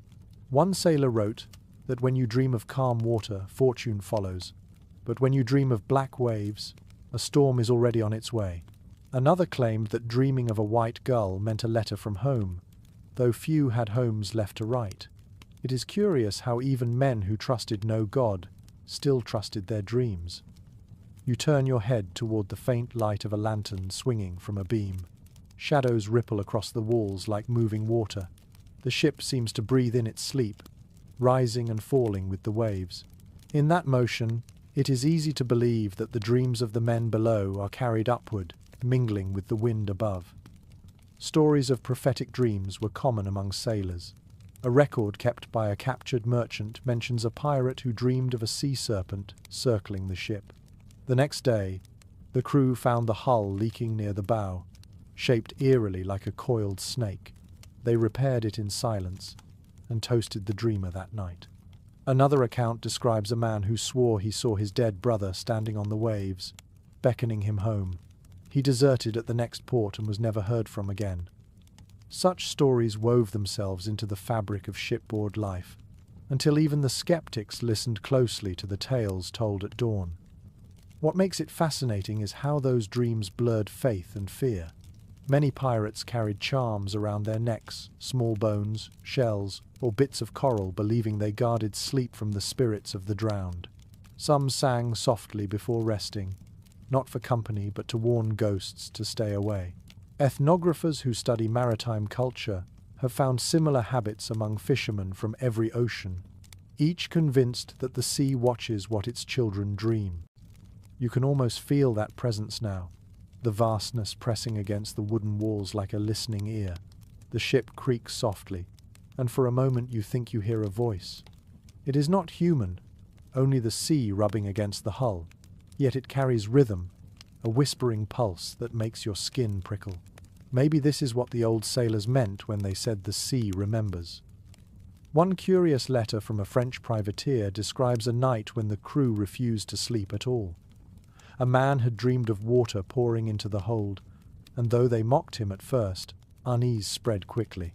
By morning, they were still awake, waiting for proof of doom that never came. The captain finally forced them to rest, threatening to toss anyone who spoke of dreams again. Yet that same week, a storm cracked their mainmast clean in two. No one laughed after that. You breathe slowly, feeling the damp chill settle on your face. The hammocks sway in quiet unison, and the men seem at peace, though their brows twitch and their lips move silently. What would they dream of tonight? Gold piled high? Fire from cannons? Or perhaps something gentler, a tavern, a lover, a warm bed that doesn't move? For men who lived by the sword, even tenderness found its way into dreams. Modern scholars suggest that the harsh rhythm of sea life shaped the mind in strange ways. The constant rocking, the lack of light, and the endless repetition of tasks blurred the boundary between waking and sleeping.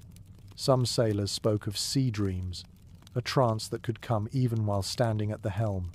You can imagine it now, that half-conscious drift where the body works and the mind floats elsewhere, still listening to the tide. Among pirates, dreams were also tools for storytelling.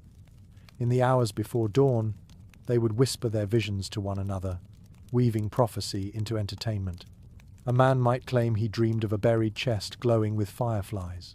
Another would insist he dreamed of a mermaid whispering his name.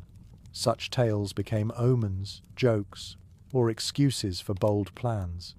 To dismiss a dream outright was considered unlucky. There is one last detail preserved in a rare court testimony.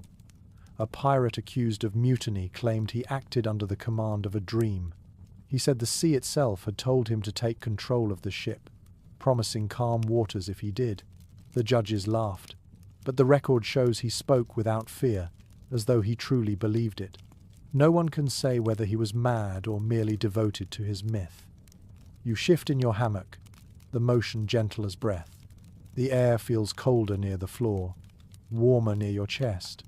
The sounds of the ship blur together again, the groan of timber, the distant hiss of waves, the faint hum of sleeping men. It is easy to see how such sounds could become voices in a dream, how the sea might whisper to anyone willing to listen. The lantern above flickers, its flame bending sideways before righting itself. You stare at it until your eyes grow heavy. Somewhere deep inside, a familiar calm begins to rise, the kind that comes just before sleep takes hold. If you dream tonight, perhaps you too will see what they saw. The ocean shimmering beneath stars, a horizon so wide it feels endless, a whisper from the deep that says you belong to it. And as your body drifts toward rest, the sea keeps speaking, in creaks and sighs and soft ripples, telling its stories to those brave enough to fall asleep on its back. The ship tilts slightly with the weight of a wave, and you wake to the sound of someone quietly humming. It is not a song you know. The melody rises and falls in a rhythm as slow as breathing, each note softened by distance. The lantern light trembles. The air feels colder than ever, yet something warm lingers here, an invisible gentleness passed from one man to another. You turn your head and see a pair of pirates sitting side by side beneath the low beams. One wraps his cloak around the other's shoulders. They do not speak. Words are unnecessary when the air itself freezes between syllables. The gesture is simple, but it feels monumental, like defiance against the cold. Many written accounts from the 17th century note that companionship was the only true comfort available to sailors. Pirates, despite their reputation, lived by the warmth of shared humanity. They took care of one another when the world outside seemed determined to forget them. According to the log of a captured frigate, men often shared coats, blankets, or even body heat when the temperature fell below freezing. The chronicler called it the mercy of thieves. You watch as another man, barely awake, passes a tin mug to his neighbour. Inside is a few mouthfuls of warm grog, its steam rising faintly like a ghost. The man who receives it nods without a word, drinks, and sinks back into his hammock. a small kindness given in silence, but you can feel its weight. These gestures stitched the crew together far more tightly than any flag or oath. Historians still puzzle over how pirate societies held such loyalty despite being built from outcasts. Some attribute it to shared hardship. Others suggest that the endless danger of sea life stripped away pretense until only instinctive compassion remained. Perhaps the cold itself was the teacher. When every breath turned to frost, no one could afford selfishness for long.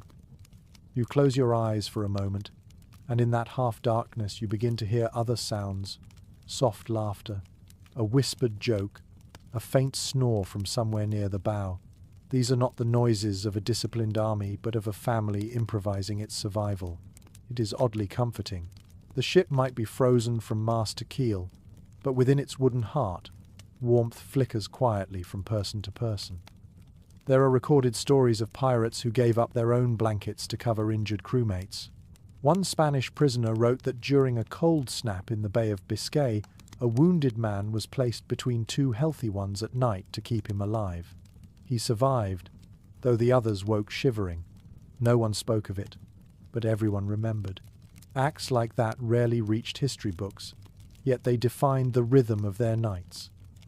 Even the music you hear now has a purpose. A quiet song, passed from mouth to mouth, helps regulate breath in the freezing air. The lyrics are likely nonsense, a mix of words from many ports, but the sound binds them together. Some anthropologists believe sailors instinctively use song to pace their breathing and share warmth, much like animals huddled in rhythm to conserve energy. You hum along softly, almost without realizing it. The tone vibrates in your chest, faint but real. The sound merges with the low creak of the ship and the whisper of waves outside. It feels like a conversation between the living and the sea. In the half-light, you notice another scene. A young sailor, no older than 18, sits carving something from wood. His hands shake slightly from the cold. When he finishes, he passes the small object, a charm in the shape of a bird, to an older man who smiles tiredly. It is a gift of gratitude for a borrowed coat, perhaps, or simply a reminder that kindness can survive even here. Accounts from several wrecks mention such small tokens found among the ruins: carved shells, cloth scraps tied in knots, initials etched into spoons. Archaeologists call them marks of presence. They were the only ways pirates could make their existence tangible in a world where everything they owned might sink without warning. These tokens were exchanged like promises, sometimes even placed in hammocks beside the dead before burial at sea. You stretch your legs beneath the blanket and feel the faint heat where someone's hand brushed against yours earlier. It lingers longer than it should.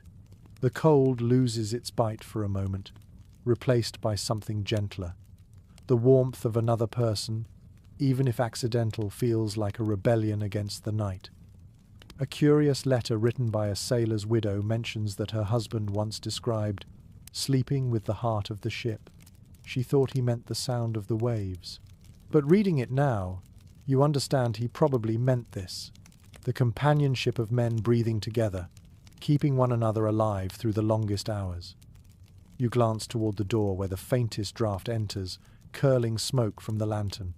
The two men beneath it have stopped humming. One has fallen asleep on the other's shoulder.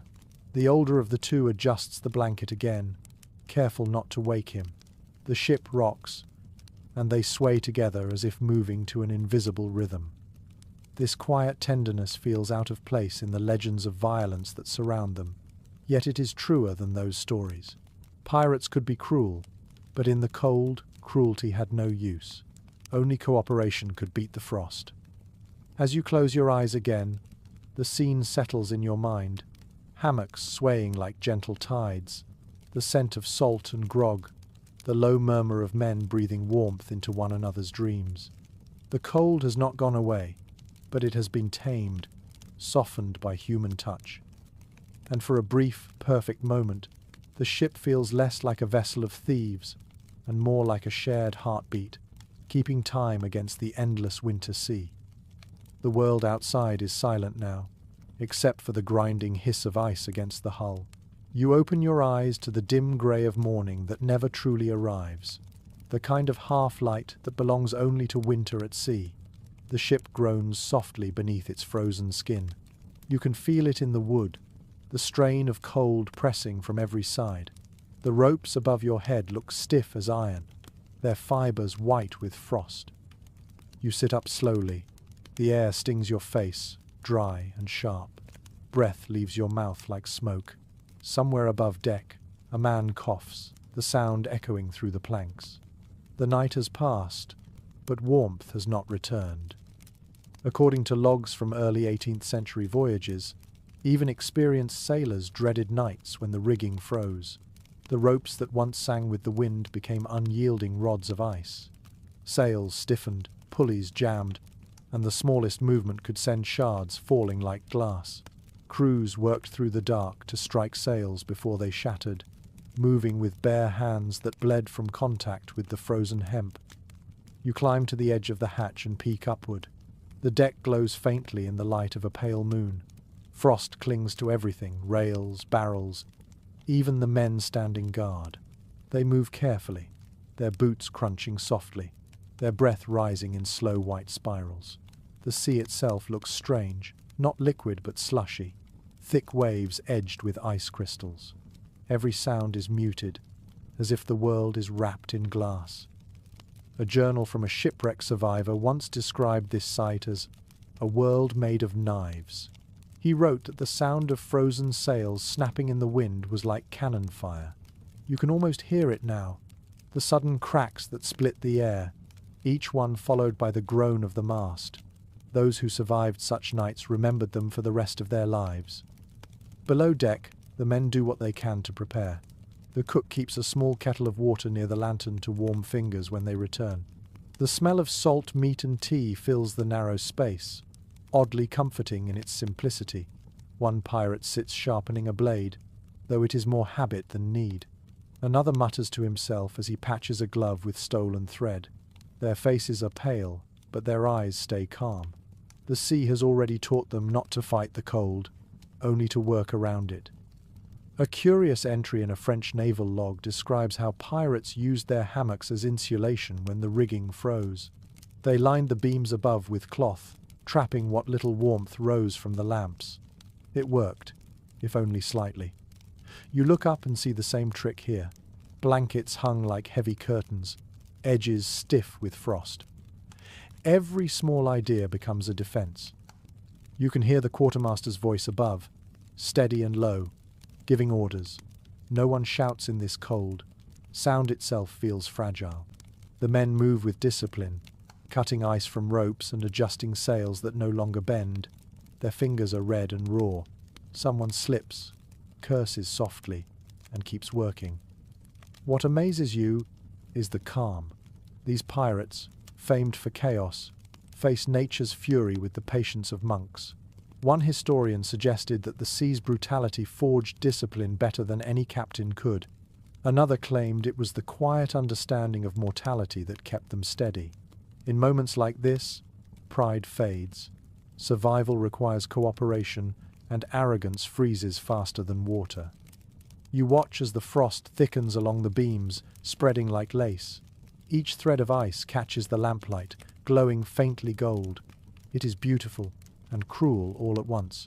The ship feels smaller now, trapped in a cage of its own making. Yet within that confinement, there is a strange intimacy. Everyone aboard breathes in rhythm, moving as one body through the frozen dark. A sudden gust shakes the hull. Snow slips from the rigging and scatters like ash. For a moment, you imagine you are adrift inside a snow globe, sealed away from the world. The sound of the wind deepens, and the ship leans hard to one side before slowly righting itself. The hammocks swing in unison, and a few men groan in their sleep. None wake fully. They have learned that fear wastes warmth. You think of how fragile the ship must have felt to them, just planks and nails separating skin from the abyss. And yet they trusted it completely, calling it by name, repairing it with the care one gives a living creature. To a pirate, the ship was not wood, it was memory, protection, and home. The cold continues to press inward. Your fingers ache as you pull your coat tighter. The lantern's flame sputters, threatened by lack of air. You cup your hands near it, and the tiny heat stings your skin. Above, a bell rings twice. A change of watch. The sound carries through the frozen beams like a heartbeat. As you listen, something inside you softens. The world is still brutal, but the sound of that bell feels human, familiar, grounding. It tells you that even in this ice-laden silence, life continues, measured not in minutes but in courage. You settle back into your hammock and feel it sway. The sea groans below, restless but restrained. Somewhere in the dark, a man hums again, the same wordless tune you heard before. It echoes gently, blending with the ship's creaks and the faint hiss of wind. The noise becomes a fragile lullaby, sung against the cold. And so, surrounded by ice and courage, you close your eyes. The rigging above you crackles softly, but you are no longer afraid of the sound. It is the sea breathing through the ship, testing, warning, promising. You take one slow breath, and for the briefest moment, the frost seems to shimmer like stars caught in the ropes. The ship rocks once more, and everything fades into the rhythm of survival. The night stretches on, long and glassy, and you wake to the sound of something moving nearby. It is soft and quick, followed by a faint purr that ripples through the cold air.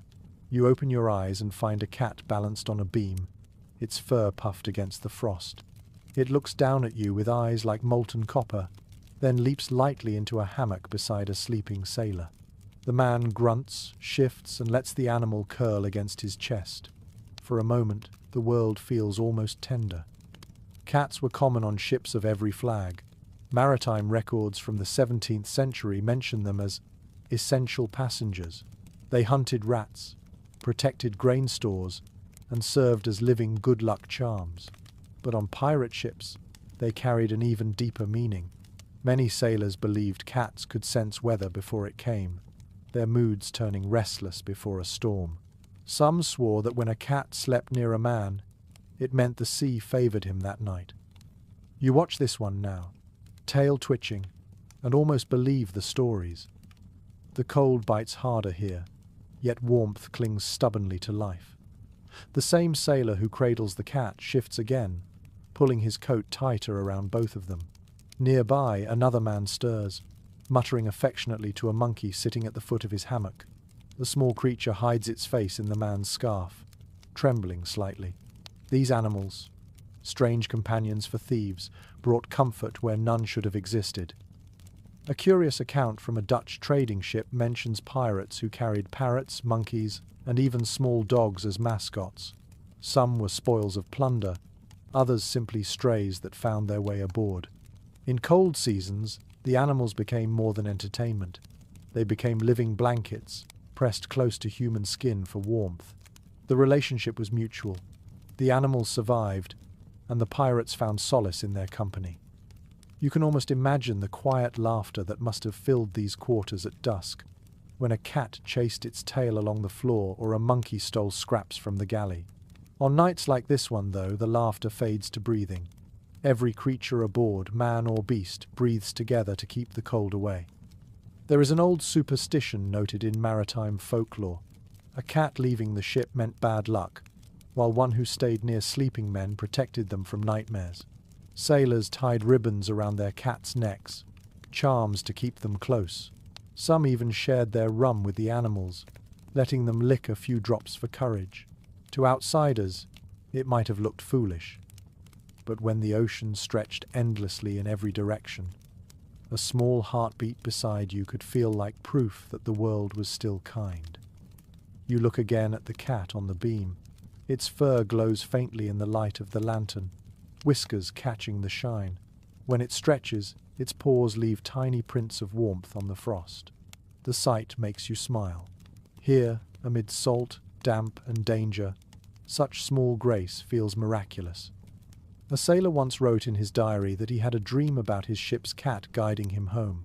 The next morning, land appeared on the horizon. He kept a tuft of the cat's fur in a pouch until the day he died. Whether the story is true or not hardly matters. The human heart clings to symbols when the world feels endless and cold. The monkey on the other hammock suddenly chatters softly, waking its owner. The man laughs quietly and rubs its head. You can see the affection in his tired smile. Pirates are remembered for violence, yet here in the dark, their gentleness tells another story. They lived closer to death than most, and perhaps that made them softer in small, hidden ways. Researchers who study maritime life suggest that these bonds between sailors and animals served psychological needs long before anyone understood such terms. The companionship eased fear, and the act of caring gave meaning to lives otherwise ruled by chance. In the bleakest winters, even feeding a pet became an act of hope. The air grows colder again, and frost spreads across the ceiling beams.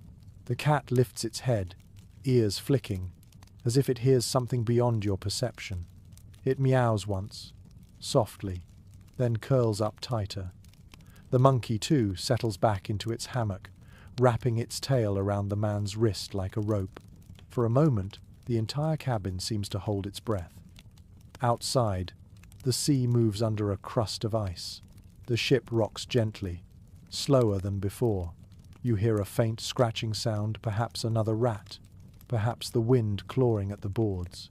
Either way, the animals stay calm, their instincts unbothered. That calm spreads through the room like a quiet blessing. You let your eyes close again. The sound of purring blends with the hum of the ship, steady and soft. You realize that warmth is not always born from fire. Sometimes it lives in small hearts, in fur against skin, in the soft companionship that needs no words. One final note from an old sailor's diary comes to mind. We feared the storms and trusted the cats. You understand now why. In a world of cold steel and salt, a little creature's warmth might be the truest treasure of all. As the lantern light fades, the purr continues, rhythmic and sure. The ship drifts onward through the frozen dark, carrying its sleeping men and their unlikely guardians through another night at sea. You wake to the murmur of voices in the half-light before dawn. The cold is biting, and your breath leaves small clouds above your face. Two men whisper near the corner of the cabin, their heads close together over something spread out on a wooden crate. The faint flicker of the lantern glows against their faces. It takes you a moment to realize what you are seeing. They are tracing the outline of a map. The parchment looks old, edges curled, stained with salt and oil. It glows like parchment stolen from another world, its ink faded to sepia. The men lean close, careful not to wake the others. Their whispers slide through the still air, punctuated by quiet laughter and the occasional sigh of disbelief. You can almost hear the rustle of dreams being plotted. Bedtime stories on a pirate ship were not lullabies but tales of treasure. Maps, both real and imagined, drifted from hand to hand like sacred relics. Historians have found fragments of such charts in museum collections, scrawled on animal hide, sailcloth, and even scraps of prayer books. They were as much fantasy as navigation. The lines rarely matched any real coast, yet they gave exhausted men something worth believing in. You inch closer, and the faint scent of rum and candle wax fills your nose. One of the pirates taps the map with a scarred finger. His companion grins and mutters, "Tomorrow we're rich." You doubt they truly believe it. But in the middle of a frozen ocean, even a lie that warms the heart is worth keeping alive. Maritime records mention that pirates often told these stories before sleep, not for greed but for comfort. They shared legends of islands where the sand glittered like gold dust, or caverns where jewels grew from stone like fruit. Sometimes the maps were drawn just for fun, sketched by firelight with bits of charcoal. One man would invent an island, another would swear he had seen it. Soon the whole crew would argue about it as if they had all been there. It was a game, but also a ritual. To dream of treasure was to dream of tomorrow. On nights when the wind howled and frost gathered on the ropes, it reminded them why they endured. A curious journal from a British naval officer, captured by pirates, describes such a scene. He wrote that they spoke of gold with the tenderness of poets, as if each coin held the warmth they had lost to the sea. You smile at the thought, There is truth in that. To a man freezing in a hammock, treasure was not wealth, but sunlight remembered. You watch as the two men fold the map carefully and hide it beneath a blanket. One stretches and lies back, pulling his coat tight. The other lingers, eyes half closed, still smiling. Perhaps he is already dreaming of the island they just invented. It is strange how stories grow in places where light is scarce. A few centuries later, scholars would argue about whether most pirate maps ever existed at all. Some call them myths, born from sailors' boredom. Others suggest they were coded guides used by smugglers. The debate continues, but the idea itself has outlived the evidence. Maybe that is the point. You lie back and stare at the ceiling. The wood above you glows faintly in the weak light. The voices fade, replaced by the slow breathing of the crew. The air feels thicker now, full of the ghosts of conversations about treasure, freedom, and revenge. Those dreams linger like warmth, long after the rum and lanterns fade. In the hush, you imagine the maps themselves alive, whispering promises as the ship moves, ink lines shifting like rivers, coastlines curling in secret shapes. Perhaps some part of the sea remembers where those promises were meant to lead. There is an entry in an old Portuguese sailor's notebook that reads, "Maps are not for the finding of gold, but for the remembering of home." You wonder if the pirates knew that truth too. The lines they traced might not have led to treasure, but to something softer, a memory of land, of soil that didn't sway beneath their feet. The cold creeps closer again, sliding between seams of wood. You pull your blanket higher. Outside, the sea groans quietly, its voice low and mournful. The map talkers are silent now, their dreams already sailing ahead of the ship. You think of how strange it must have been to fall asleep every night surrounded by myth. These men, feared by empires, found peace in imagination. They fought by day, but by night they built worlds that no storm could touch. Perhaps that is why so many pirate tales survived. Each story told before sleep planted another seed in the world's memory. Somewhere, on a quiet night centuries later, a storyteller would repeat those same words, and the dream would live again. The lantern flickers once and fades. Darkness folds over you like a wave. The faint rustle of parchment lingers in your ears, as if the sea itself is still tracing invisible lines across its own surface. You close your eyes and let yourself drift into that imagined world. The frost no longer bites, the waves no longer threaten. You can almost see the map now, coastlines of memory, islands of warmth, oceans made of sleep. And somewhere in that dream you feel a truth too simple to forget. That hope, drawn in ink and whispered in the dark, is the warmest fire any pirate ever had. The cold feels different tonight, quieter somehow, as if the ship itself has accepted the frost. You wake to a low creak above your head and see hammocks swaying in slow rhythm, their ropes glinting faintly in the weak light. The lanterns have burned low, turning everything amber and soft. Around you, the men sleep at different heights, strung up like a strange constellation of dreaming bodies. You notice something curious about their arrangement. Not every hammock hangs at the same level, and the closer you look, the more deliberate it seems. There was an order to this floating world. Hammocks were not just beds, but statements of status. Records from captured pirate ships describe how the hierarchy of the crew appeared most clearly at night. The captain's hammock, wider and lined with better cloth, usually hung near the center of the cabin, where the sway was gentlest. The quartermaster rested nearby, his position marked not by luxury but by access to the door. Those closer to the floor were the younger sailors, the ones still proving their worth. You tilt your head and take in the pattern. It is like the tiers of a theatre, each level with its own view of the room. The higher hammocks sway more softly. The lower ones creak and bump against barrels or beams. The air is colder near the floor, and you can see frost glistening on the boards beneath the bottom row. It is a quiet kind of injustice, softened by the rhythm of sleep. An English traveller who once lived among privateers wrote that every ship carries its own sky, and men hang their stars according to their pride. His words ring true now.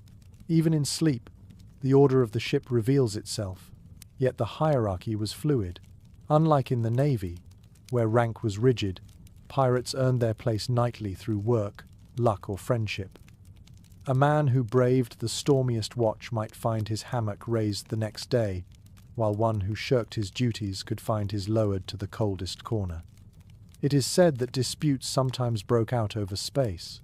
A surviving set of pirate articles from the early 18th century includes a clause about the fair hanging of hammocks. It promised equal distance between beds so no man would swing into another during the night. The rule might sound trivial, but in these cramped quarters, fairness in sleep meant fairness in spirit. You listen to the sound of the hammocks creaking in uneven rhythm. Each one makes its own melody, a reminder that even harmony contains individuality. The higher hammocks swing lazily, like calm waves. The lower ones shift sharply, reacting to every movement of the ship. The effect is hypnotic, a choreography of exhaustion. One hammock in the corner catches your attention. It hangs almost against the ceiling, tied with thick ropes and padded with what looks like stolen velvet. You can imagine the pride its owner feels, sleeping closer to the warmth trapped near the top. Yet just below him, a young sailor huddles under a threadbare blanket, his breath visible in the cold. The contrast feels almost symbolic, fortune and hardship hanging just a few feet apart, bound to the same beam. A curious account from a French prisoner mentions that pirates used their hammocks not just for sleep, but also for negotiation. A man could offer to swap slings as a gesture of apology, giving his warmer spot to another. Such exchanges often settled disputes without words. It was their version of diplomacy, conducted under the dim light of the lanterns. You can see how that might work. The ship at night becomes a quiet court, every hammock a territory. The creak of a rope might mean anger, the rustle of fabric an agreement made. Even rest is political in a world where space and warmth are currency. What fascinates modern historians is how adaptable this system was. Despite their lawlessness, pirates practiced a form of social balance far ahead of their time. The hierarchy of hammocks was temporary, based on merit rather than birth. A man's place could rise or fall as quickly as the tide. It was democracy woven from rope and exhaustion. You close your eyes and imagine looking down from the ceiling. The room below is filled with suspended bodies, each one a world of stories and scars. The lantern light moves like a slow heartbeat, flickering across faces. Some are turned upward, mouths slightly open, others buried in folds of cloth. No two hammocks swing quite the same, yet together they form a rhythm that feels alive. A sailor once wrote that he dreamed better in a crowded cabin than in solitude. When we sway together, he said, the sea feels less endless. You understand that sentiment now. The hammocks are not just beds but lifelines, keeping the men tethered to one another as the world outside tries to freeze them apart. Above, you hear a faint crack as the ice shifts along the mast. The sound ripples through the beams and down into the hammocks, waking no one but echoing through every thread. For a moment, the whole ship seems to breathe in unison, a shared pulse of survival. You adjust your own blanket and let the sound settle. The hierarchy fades in the dark. The captain and the boy, the veteran and the thief all swaying together under the same ceiling, warmed by the same borrowed air. The cold does not care who sleeps higher. It tests them all equally. As the lantern dims further, you feel yourself drifting, rocked gently by the collective rhythm. The hammocks creak again, like a chorus sung in sleep, and in that sound lies the truth of this life, that even in the coldest night, order and chaos find their fragile balance in motion. You wake before dawn, long before the first light touches the frozen sea. The air is so thick with damp and smoke that every breath tastes faintly of tar. You open your eyes and realize that the ship has stopped moving as much. The waves have softened, but the stillness carries its own discomfort. The air below deck feels used, stale, and heavy with the scent of sleep itself. It is a smell unlike anything on land. Tar, rope, unwashed wool, smoke from the lanterns, and the faint rot of damp wood mingle, until they form a single odor that belongs to the sea. Accounts from merchant ships mention the same thing. The smell of a crew's quarters was so distinct that even years later, survivors could recall it instantly. It clung to their clothes, their hair, even their skin. For pirates, it was the perfume of life between battles. You sit up and listen. The hammocks creak. Men shift, cough, stretch. Someone yawns and mutters a prayer. The air stirs slowly, thick with human warmth. You can almost feel the humidity pressing against your face. The walls are slick where condensation has gathered, and droplets slide down in thin, glistening trails. A curious note from a Dutch naval surgeon described this smell as proof of survival. He argued that a healthy ship should stink. The scent of bodies meant warmth. Warmth meant life. A ship that smelled clean in winter was one where the men were dead or dying. You breathe in again, and the logic makes strange sense. The odor is unpleasant but comforting, the scent of persistence. Still, you cannot help wrinkling your nose. Beneath the sweat and wool, there is another layer: fish oil, tar, salt. It smells like the inside of the ocean's throat. The odor seeps into everything. Clothes never dry completely, and blankets become repositories of history. Archaeologists who have examined preserved fabric from shipwrecks say that centuries later, traces of oil and smoke still cling to the threads. You watch one sailor push himself upright, rubbing his face with both hands. His beard glistens with moisture. He sniffs once, grimaces, then laughs softly. "Smells like home," he mutters. His companion groans in agreement and pulls his blanket tighter. The sound is oddly tender, an inside joke that needs no explanation. It was common for pirates to tease newcomers about the smell. One English traveller wrote that green sailors spent their first week gagging, only to find the stench comforting after a month. It marked belonging, a strange kind of baptism by odour. You can picture them now mocking the newcomers as they coughed through the night. Some tried to fight it. A few ships burned herbs or citrus peels near the galley to freshen the air, though the effort was mostly futile. Others hung small bags of crushed mint or lavender near their hammocks, taken from captured cargo. A letter from a French privateer mentions that such scents mixed poorly with tar, creating what he called a perfume of hell. The description makes you smile despite yourself. You notice how smell becomes memory here. The scent of tar brings safety. The reek of smoke means warmth. And even the rank odor of wet wool signals endurance. It's as if the body learns to translate discomfort into reassurance. The human mind adapts, reshaping disgust into nostalgia. Modern researchers studying historical vessels confirm that smell affected morale almost as much as hunger or fatigue.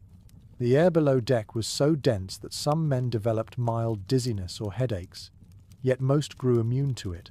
They stopped noticing the odor until it vanished. That disappearance, usually after storms when cold air swept through, left them feeling exposed, as if a familiar presence had gone missing. You reach out and touch the beam above you. It feels damp and sticky. A small line of frost has formed where condensation meets the cold wood. The smell of the ship seems to gather in that spot, rich and layered. It is strange to think that thousands of men over centuries all inhaled something similar, the shared scent of hardship and hope. A sailor in a recovered logbook once described his ship as smelling like a life halfway between heaven and earth. You understand now what he meant. It is the scent of existence suspended between survival and surrender. Around you, the crew begins to stir fully. Someone strikes flint against steel, and a spark jumps, lighting another lantern. The glow spreads slowly across the room, revealing faces glistening with sweat and condensation. The smell grows stronger as warmth returns to the air. It is both foul and familiar, an atmosphere that binds everyone together in quiet acceptance. You take another deep breath. The odor fills your lungs, harsh but grounding. The room around you is alive again, vibrating with human sound. The smell of sleep fades into the smell of movement, leather creaking, ropes groaning, faint laughter rolling through the dark. You think about how strange it is that people can learn to love even the foulest parts of their world. For these pirates, the smell of the ship was the smell of freedom, of distance from the rules of land and law. It was the proof that they still lived, still fought, still dreamed beneath the same wooden ceiling. As you lie back in your hammock, you realize that the air, thick and pungent, holds every story this ship has ever known. Sweat from battles, smoke from torches, salt from storms, all of it blended into something human. You close your eyes, and for a moment, you imagine the ship exhaling through its timbers, the scent rising like memory itself. The smell of sleep, terrible and holy, drifts over you one last time before you surrender again to the rhythm of rest. You wake with the faint taste of metal in your mouth and realize that the air has changed. The storm outside has eased, but the silence feels heavier, pressed down by exhaustion. The crew moves more slowly now, as though their bodies have been drained of fire. You can sense it in the way they breathe, in the dullness behind their eyes. Sleep here is no luxury. It is a weapon, sharpened and guarded as carefully as any blade. Historical records from naval surgeons confirm what the pirates already knew by instinct. Fatigue could kill as surely as hunger. A man who had not slept was as dangerous to his comrades as to his enemies. His reactions dulled, his judgment slipped, and in a battle fought on wet planks in howling wind, one moment's hesitation could doom the ship. Captains learned to ration rest as carefully as rations of food or rum. You look around the dim cabin and notice the signs of wear. Faces are drawn tight, skin pale under the flicker of the lantern. One sailor sits with his head in his hands, rocking gently as if keeping time with the creaking timbers. Another sharpens his dagger too slowly, blades scraping rhythmically along the whetstone. These are not gestures of menace, but of survival, attempts to stay awake until their turn to rest arrives. Letters from captured corsairs mention this strange discipline. Men who could sleep anywhere, at any moment, were prized as much as good navigators. They could collapse into slumber between cannon volleys or naps taken in the shadow of storms. Their bodies had learned to treat sleep as a tool, not a luxury. You picture one such man now, a pirate leaning back against a barrel, eyes closing even as the deck tilts beneath him. His fingers remain curled around the hilt of his cutlass, but his breathing steadies. Within seconds, he is gone, sunk into the deep black quiet that only the utterly exhausted can reach. When the next bell rings, he will rise as if nothing happened, his mind wiped clean by necessity. A curious fragment from a privateer's diary calls this the sleep of the hunted. He wrote that men who lived in constant danger learned to rest with one ear open, hearts slowing but never surrendering completely. Their dreams were short and sharp, filled with flashes of light and sound that echoed the life they led. The more you watch, the more you realize how carefully this fragile balance is maintained. The quartermaster walks between hammocks, counting softly under his breath. If a man's sleep goes too long, he is shaken awake, given a sip of water, and told to stretch before lying down again. Oversleeping was as dangerous as sleeplessness. Too much rest made the muscles stiff and the instincts dull. A scholar of maritime psychology once wrote that pirates understood recovery before the term existed.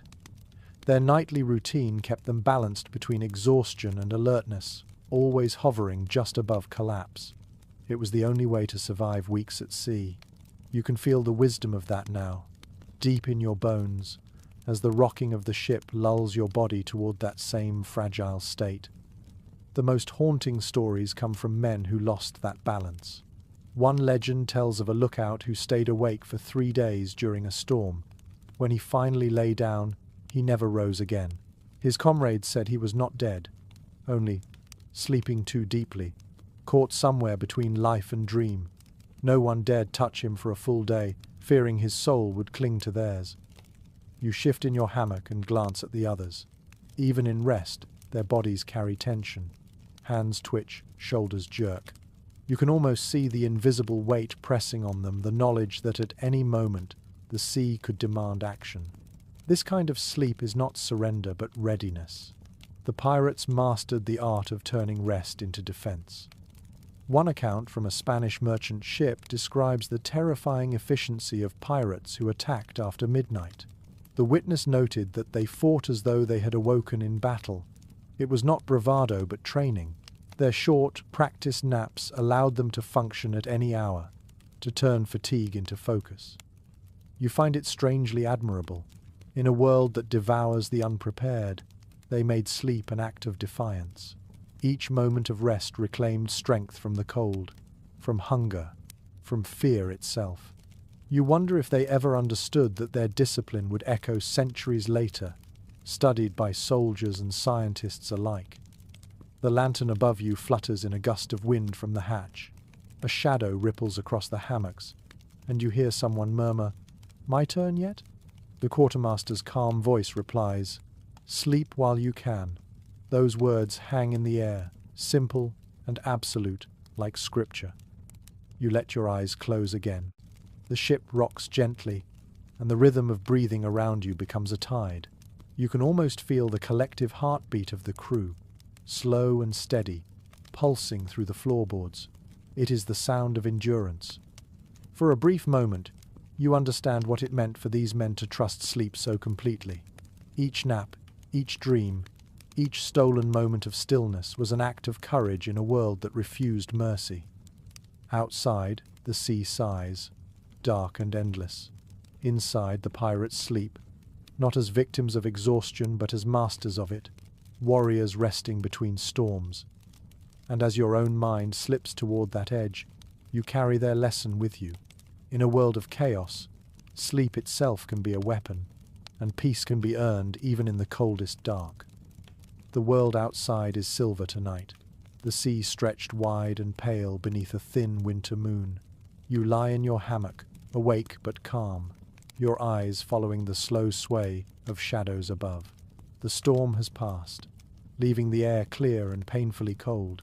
Every sound seems sharpened, the soft rattle of rope, the low moan of the wind, the distant sigh of water brushing the hull. You tilt your head slightly and look upward toward the masthead, where moonlight spills through the cracks. It is strange how bright the night can be when the moon finds its way through clouds. The light dances across the timbers, turning the rough planks into glassy mirrors. The ocean beyond reflects it too, so that sky and water seem to melt together. Pirates often said that this was the sea's truest hour, when the world forgot where it began or ended. In such moments, men who feared nothing by day found themselves suddenly quiet, watching the moon as though it held their names. According to a few surviving diaries, sailors treated moonlight as a companion. They spoke to it during the night watch, measuring time by how it slid across the deck. A captain's log from 1,705 records that the men looked to her for hours, finding in her face the patience they have lost. You can see why. The moon moves so slowly it feels eternal, yet its light touches every restless surface without judgment. You pull your blanket closer and study the glow where it falls through the hatch. The beams of light form delicate patterns on the floorboards, tracing lines that shift with every motion of the ship. The sight is strangely peaceful. For all its coldness, the moonlight feels alive, like a tide of quiet spilling over the world. You imagine the pirates who once lay here before you, eyes open in the same way, listening to the sea while counting the seconds by the moon's climb. There is a story in an old journal of a pirate who claimed that he could tell the time of night by the angle of moonlight on his hammock. He called it the silver clock. His shipmates laughed, but many came to rely on his uncanny accuracy. Scholars today suspect it was nothing mystical, only practice and observation, but they agree that such habits reveal how deeply these men lived by light and motion. You glance at the ceiling, where the faint glow shivers with every rise and fall of the ship. The movement hypnotizes you. It feels like breathing, an unhurried rhythm that has nothing to do with urgency or danger. The moon's light is steady, indifferent to storms or tempests. For pirates used to chaos, that constancy must have felt sacred. A letter from a sailor's wife tells of her husband who could never sleep indoors after years at sea. He missed the play of light across the walls, the pale shimmer that reminded him of calm nights. He said the moon kept him honest, she wrote, for she saw every man as he truly was. You can imagine him lying awake on land, waiting for a beam of light to move across his ceiling, missing the creak of the ship that once kept him safe. The night grows quieter still. The only motion is the slow turning of the ship and the glimmer of frost forming along the ropes. You watch it gather, shining like dusted glass. A few men stir, their faces ghostly in the faint light. No one speaks. The moon has taken command, and her silence feels like a rule. There was another superstition: never curse under a full moon at sea. To do so was to invite bad weather or betrayal. Some pirates claimed the moon could hear profanity and repay it in kind. Others said that speaking kindly to it brought fair wind. Whether they believed or merely hoped, they always looked upward before sleeping, nodding as though to an old friend. You let your eyes drift toward the crack in the ceiling again. The moon has shifted slightly, casting a thin silver path along the floor. You imagine walking along that light, barefoot, out across the waves until the cold no longer matters. The sound of water and wind melts together, and the boundaries between body and sea blur. Perhaps this is what they meant when they spoke of freedom. A passage from a captured ship's log once described pirates asleep under moonlight as men turned to marble, frozen by silver. Yet the writer admitted that there was beauty in it. He said the scene reminded him that even thieves could look peaceful when the world stopped judging them for an hour. You feel your own eyelids grow heavy. The light moves across your blanket, dimming as a cloud drifts overhead. The ship sighs, and the sound rolls through the timbers like breath. The moon reappears a moment later, pale and forgiving, brushing the walls with light once more. For the pirates, this quiet hour was a rare kind of mercy. No shouts, no battles, no howling wind, only the steady glow of a celestial friend who neither scolded nor praised. Some nights they prayed to it, though they would never admit it. Others simply let its light cradle them until sleep arrived. You close your eyes and listen to the sound of the mast creaking softly above. The moon continues its slow climb, steady and eternal. The ship drifts, rocked by invisible hands. The cold no longer feels cruel. It feels clean, like the air has been washed by silver. And as the world fades, you realize that this light, the moonlight on the masthead, quiet and constant, was the truest companion those pirates ever had. It watched them dream, forgave their sins, and followed them across every frozen sea. The air is colder than before, yet somehow quieter. You wake to the creak of hinges and the soft click of a latch being drawn open. A faint glow spills from the narrow doorway to the surgeon's cabin, a room that always smells faintly of metal, herbs, and ghosts. You slip from your hammock and step closer. Inside, the air feels heavier, thicker with memory. The surgeon's quarters are small, barely wider than a corridor. A wooden table dominates the center, its surface scarred by years of work. Knives hang neatly from nails in the wall, their edges dull with rust and salt. Bottles line the shelf above, filled with murky liquid that catches the lantern light like amber. You can still smell alcohol and vinegar, used both for cleaning wounds and for dulling pain. Every pirate knew that smell, the scent of fear wrapped in false cleanliness. Records from surviving naval ships describe the surgeon's cabin as a place of miracles and nightmares. It was where men were saved and where they were lost, often in the same night. The pirate version was cruder, improvised from stolen tools and instinct. Few surgeons were formally trained. Many were barbers, cooks, or prisoners pressed into the role. Yet by necessity they learned quickly. A man's life often depended on steady hands in a storm. You run your fingers lightly along the edge of the table. The wood is cold, and a small groove beneath your fingertips feels sticky with old residue. You can imagine the scenes that unfolded here. Blood mixing with candlelight, whispered prayers muffled by the crash of waves, men biting down on leather straps to stop themselves from screaming. Some nights the cabin would glow red, as the lantern reflected off wet blades. It is said that pirates had their own rituals for dealing with pain. One common practice involved the crew gathering nearby to sing softly during amputations, drowning out the victim's cries and giving him rhythm to breathe through. A curious detail found in one surgeon's log records that humming could steady his hand, allowing him to cut faster. Modern historians call it psychological distraction, but the pirates thought of it as respect, a way of keeping a man company as he faced agony. You notice a hammock in the corner, smaller than the others, strung between two beams. This was likely where the surgeon himself slept, though sleep here must have been shallow and uneasy. Even in rest, he would have listened for footsteps in the dark, for the call that meant another body was waiting. The shadows in this room feel different from those in the rest of the ship. They seem thicker, slower to move, as though saturated with memory. A scrap of fabric hangs from a hook, a once white cloth turned brown by time. You touch it gently and wonder whose life it might have saved or failed to save.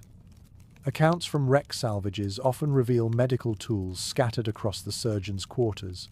Saws, needles, and clamps still resting exactly where they were left. It seems that even when death claimed the ship, this cabin remained untouched, as though the ghosts of its work refused to let go. You look at the bottles again. One holds what appears to be a faintly glowing liquid. Perhaps it is the oil once used for lamps, or perhaps it is brandy laced with herbs. Sailors trusted such concoctions to fight infection, though most were more superstition than science. Some surgeons used ground coral or powdered bone as antiseptic, believing the ocean itself could heal what it had wounded. Whether that belief ever saved a life remains uncertain, but faith has always been a powerful medicine. A curious story from an old sea diary tells of a surgeon who claimed that a ship could sense the pain of its crew. He said that after an amputation, the planks beneath him would groan differently, as if mourning. His comrades laughed, but none could deny that the sound of the sea always grew louder on such nights. Maybe it was imagination. Maybe it was empathy carved into timber. You step back and take in the stillness of the room. The lantern light trembles on the jars and instruments, making them seem alive. It is easy to understand why sailors avoided this place unless absolutely necessary. Even when no blood was spilled, the air here held too much memory. Yet there is something sacred about it too. In a world that thrived on taking, this was a place that tried to give something back, however clumsily. The surgeon's cabin was where death was challenged, if only for a few minutes at a time. You hear a sound behind you, a soft groan from the man sleeping nearest the door. His hand clutches his arm where a bandage has been wrapped tight. The cloth is stained but clean. The surgeon must have worked not long ago. The patient's breathing steadies again, and you exhale without realizing you were holding your breath. The lantern flickers lower. The golden light fades to a dull red, then to shadow. You step quietly back toward your own hammock. The smell of the cabin lingers on your clothes, sharp and sour. It is not a pleasant smell, yet there is something reassuring in it. It means that even here, in the coldest corner of the world, someone still fought for life. You lie back down and close your eyes. The memory of that room stays behind your eyelids. The glow of the lantern, the shimmer of steel, the rhythm of breath and blade. It is not peaceful, but it is honest. As sleep pulls you under again, you think of the surgeon's lonely hammock and the men who trusted his trembling hands. In a life built on chaos, he was the one who tried, again and again, to keep the darkness waiting just a little longer. The air feels thick with quiet when you wake. The ship hardly moves, as if the sea itself has grown tired. You open your eyes to the faint glimmer of lantern light spilling through a gap in the beams. For a moment it looks like dawn, but then you hear it, the slow, gentle clinking of something delicate. The sound does not belong to the ocean. It is music. You turn your head toward the source. A pirate sits cross-legged on the floor, his back hunched, his hands moving over a small contraption that catches the light. It takes you a second to realize what you are looking at. A tiny music box carved from bone. The pale material gleams under the lantern's glow. the surface etched with lines that shimmer like frost. The tune it plays is faint, uneven, but hauntingly sweet. Sailors often built strange things from the debris of their journeys. According to recovered ship logs, bone and ivory from whales or cattle became raw material for combs, beads, pipes, and trinkets. But among pirates, such crafts carried an extra weight. Each object was both pastime and confession, shaped by hands that needed to keep busy through long nights of cold and guilt. The music box before you must have taken weeks to make. The lid is smooth except for one carved design, a pair of wings folded around a skull. When the man winds it, the tiny gears whisper against one another. The melody that escapes is simple, a sequence of notes that sound almost like a lullaby. You can feel the room soften around it. The other men do not tell him to stop. They listen, motionless, eyes closed, as if the music belongs to them too. There are references in maritime archives to these bone-made instruments. Some were flutes, others were crude violins built from driftwood and wire. The most remarkable find came from a wreck near the Azores, a box nearly identical to this one, its crank still intact after 2 centuries. When restored, it played a tune that researchers identified as a fragment of a French lullaby. No one knows how it found its way aboard a pirate ship, but the discovery proves what history often forgets. Even those who lived by the sword needed softness. You watch the craftsman's fingers. They are rough, cracked, and scarred, yet he handles the fragile gears as though touching glass.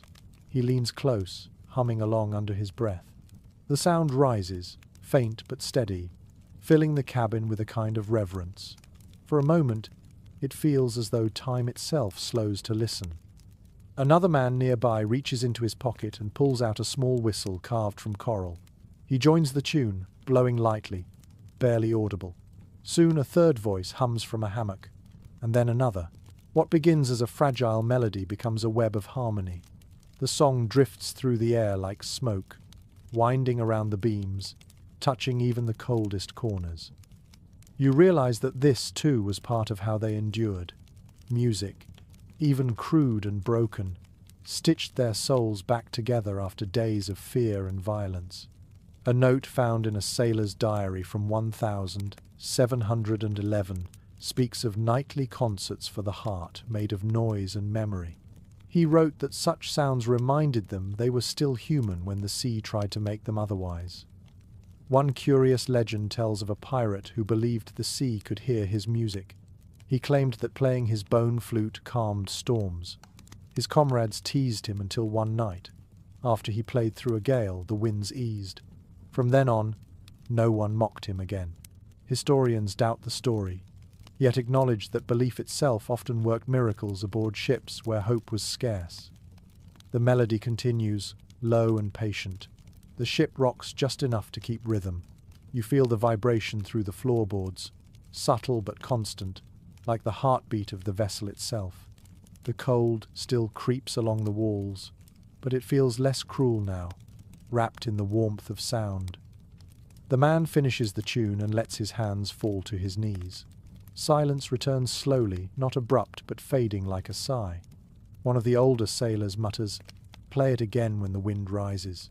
The musician nods without looking up. He closes the box and sets it gently beside his hammock. The faint clicking of the lid echoes like the punctuation of a prayer. Modern scholars who study maritime artifacts describe this kind of craftsmanship as a survival language, an unspoken dialogue between suffering and imagination. The pirates did not carve from luxury, they carved from necessity. Each small creation was proof that even in a world ruled by violence and frost, beauty could still exist. You look once more at the tiny box, its pale edges glowing in the lantern light. Somewhere inside, a coil of wire still holds tension, ready to sing again. Perhaps the next storm will wake it. Perhaps it will outlive every man aboard, resting quietly in the depths until someone far in the future winds it once more.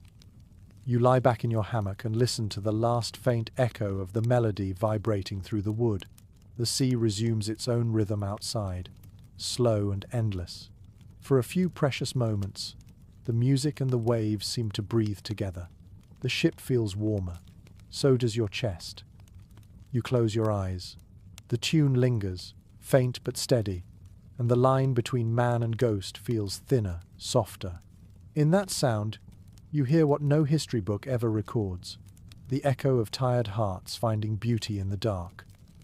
The wind has changed. When you wake, the air no longer smells of salt and ice, but of soil and smoke. The ship moves slower now, and the sound beneath the hull has softened to the hush of water against wood. You climb up toward the hatch and squint through a slit in the boards. Beyond the rail, the dark outline of land waits beneath a grey horizon. After weeks adrift in cold and wind, the pirates have found a harbour. Winter ports were rare gifts. In the coldest months, even pirates sought shelter where the sea grudgingly allowed it. Historical records describe such harbours as lonely, half-frozen places where the crew could repair their ship, mend their clothes, and sleep without fear of sinking. The men would stagger ashore like ghosts, their legs trembling from too many nights spent rocking with the waves. You follow them now in your mind's eye as they step onto the dock. The snow crunches beneath their boots. They blink at the strange stillness of the land. Even their voices sound different here, rougher, louder, as if surprised to hear themselves in open air. They stretch, yawn, and laugh, the tension draining from their faces. The harbour is small, just a scattering of huts and a tavern with smoke curling from its chimney. A Dutch traveller's diary from 1708 describes one such port, a place where time forgets to move, and men move like shadows through the frost. The writer noted that the tavern smelled of pine and old rum, and that pirates sat near the hearth, not as conquerors, but as weary pilgrims. You can picture the scene now, wet coats, steaming, boots drying by the fire, laughter rising slowly after weeks of silence. Inside that tavern, sleep came differently. No hammocks, no swaying deck, only the hard comfort of wooden floors and benches. Some stretched out beside the fire, others collapsed at tables with mugs still in their hands. A few, too restless to sleep indoors, stayed on the dock beneath the stars, staring at the still water as though waiting for it to breathe again. One sailor's letter describes his first night on land after months at sea. The bed did not move, and I could not rest. I missed the heartbeat of the waves. You understand what he meant. After so long in motion, the absence of rhythm must have felt unsettling, as if the world had stopped turning. The pirates likely experienced the same unease, their bodies tuned to the sea's music even as they longed for quiet. You imagine the warmth of that tavern now. The fire burns low, its light flickering against the walls. The men sleep in uneven piles, blankets tangled, boots scattered. The air hums with the soft hiss of logs splitting. The smell of smoke and sweat mingles with pine resin and baked bread. It is not clean, but it is alive. For the first time in months, no one rocks in his sleep. Outside, the harbour groans beneath thin ice. Ships rest in the still water, their masts crusted with frost. The sky above is colourless, the kind of pale that erases distance. A cat prowls along the dock, paw prints vanishing as snow begins to fall again. Somewhere nearby, a church bell tolls, its sound carrying through the cold air like a memory. Some historians believe these brief winter ports shaped pirate folklore more than the sea itself. Here, cut off from storms and battle, they told stories, carved charms, and rewrote their own legends. They traded with fishermen, sang with locals, and sometimes disappeared into villages for weeks before returning to the ship. In those pauses between voyages, they were simply men trying to remember what it felt like to be human. One curious entry in a coastal ledger mentions a pirate who spent an entire winter mending sails for villagers in exchange for warm food. When spring came, he refused to leave until the ice melted from the bay. He said the sea would wait for him, the entry notes.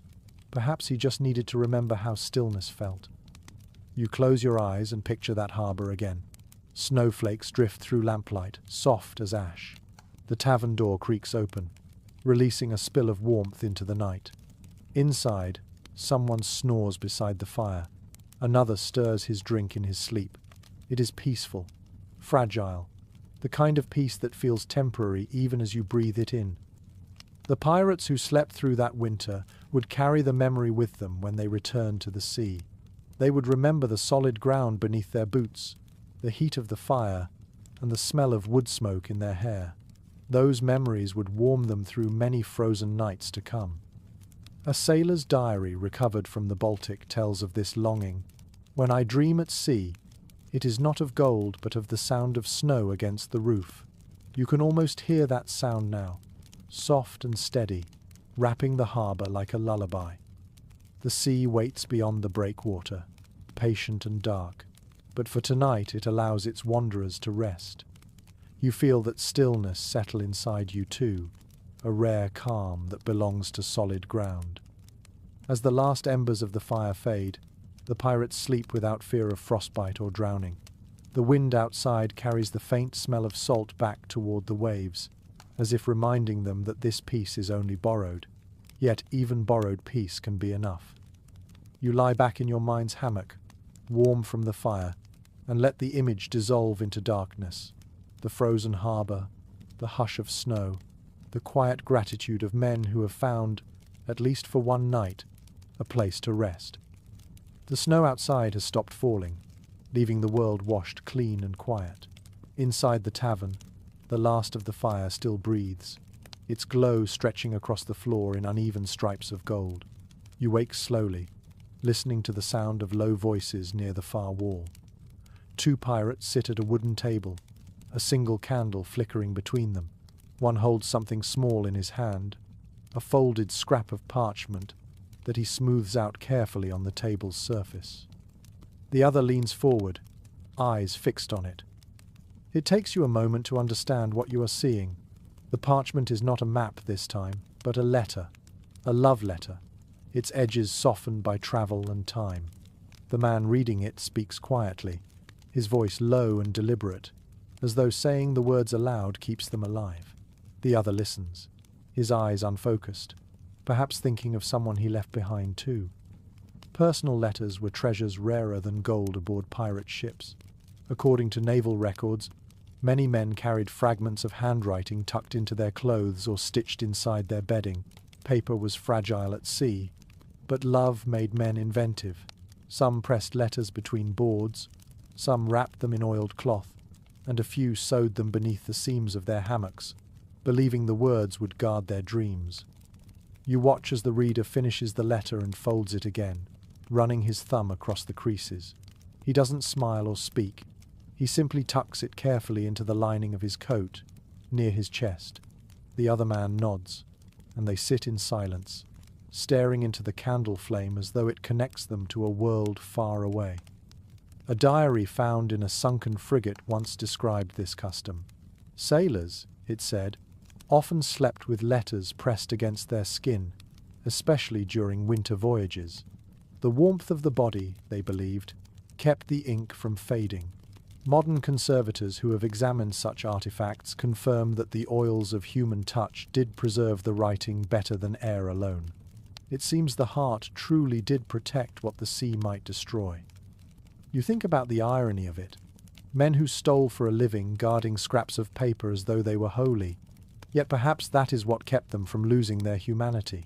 In the frozen dark of the ocean, words written by someone who once cared could serve as a light no storm could snuff out. The pirate at the table takes a deep breath and pulls another small object from his pocket, a square of cloth, torn from what looks like a handkerchief. He unfolds it to reveal a tiny knot tied in the corner, the thread frayed but still holding. You can tell immediately that it means something. A sailor's superstition, perhaps, or a promise. There is a story in every knot aboard a ship. A note from an English privateer mentions how lovers or wives sometimes tied threads into fabric before their husbands set sail, each knot symbolizing a prayer for safe return. Some men refused to untie them even after years at sea. Others buried the cloth with fallen comrades, believing the wishes should never be wasted. The one you see now is likely older than its owner. He presses it against his lips for a moment before hiding it back beneath his collar.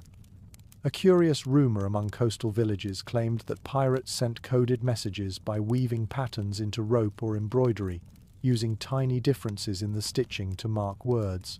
Whether true or imagined, such stories reveal the same longing, the need to stay connected when the world turns too wide. You glance around the tavern and notice you are not the only one awake. Near the hearth, a few other men stir. One hums softly to himself. Another stares into the flames with his chin resting on his arms. It is too early for laughter or rum. Instead, the air feels heavy with the quiet ache of memory. These men, who faced cannon fire and storms without flinching, look suddenly fragile in the dim light. A scholar once wrote that every pirate carried two ghosts, the one he created by leaving home, and the one waiting for him to return. Tonight, both ghosts seem to sit among the crew, warmed by the same fire. The man with the letter rises, stretching stiffly. He walks toward his bunk in the corner and kneels, reaching beneath the blanket. When he lifts it again, you see the glint of something sewn into the fabric.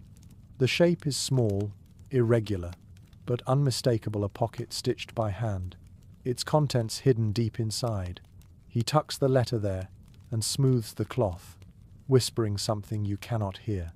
The gesture is quiet, private, sacred.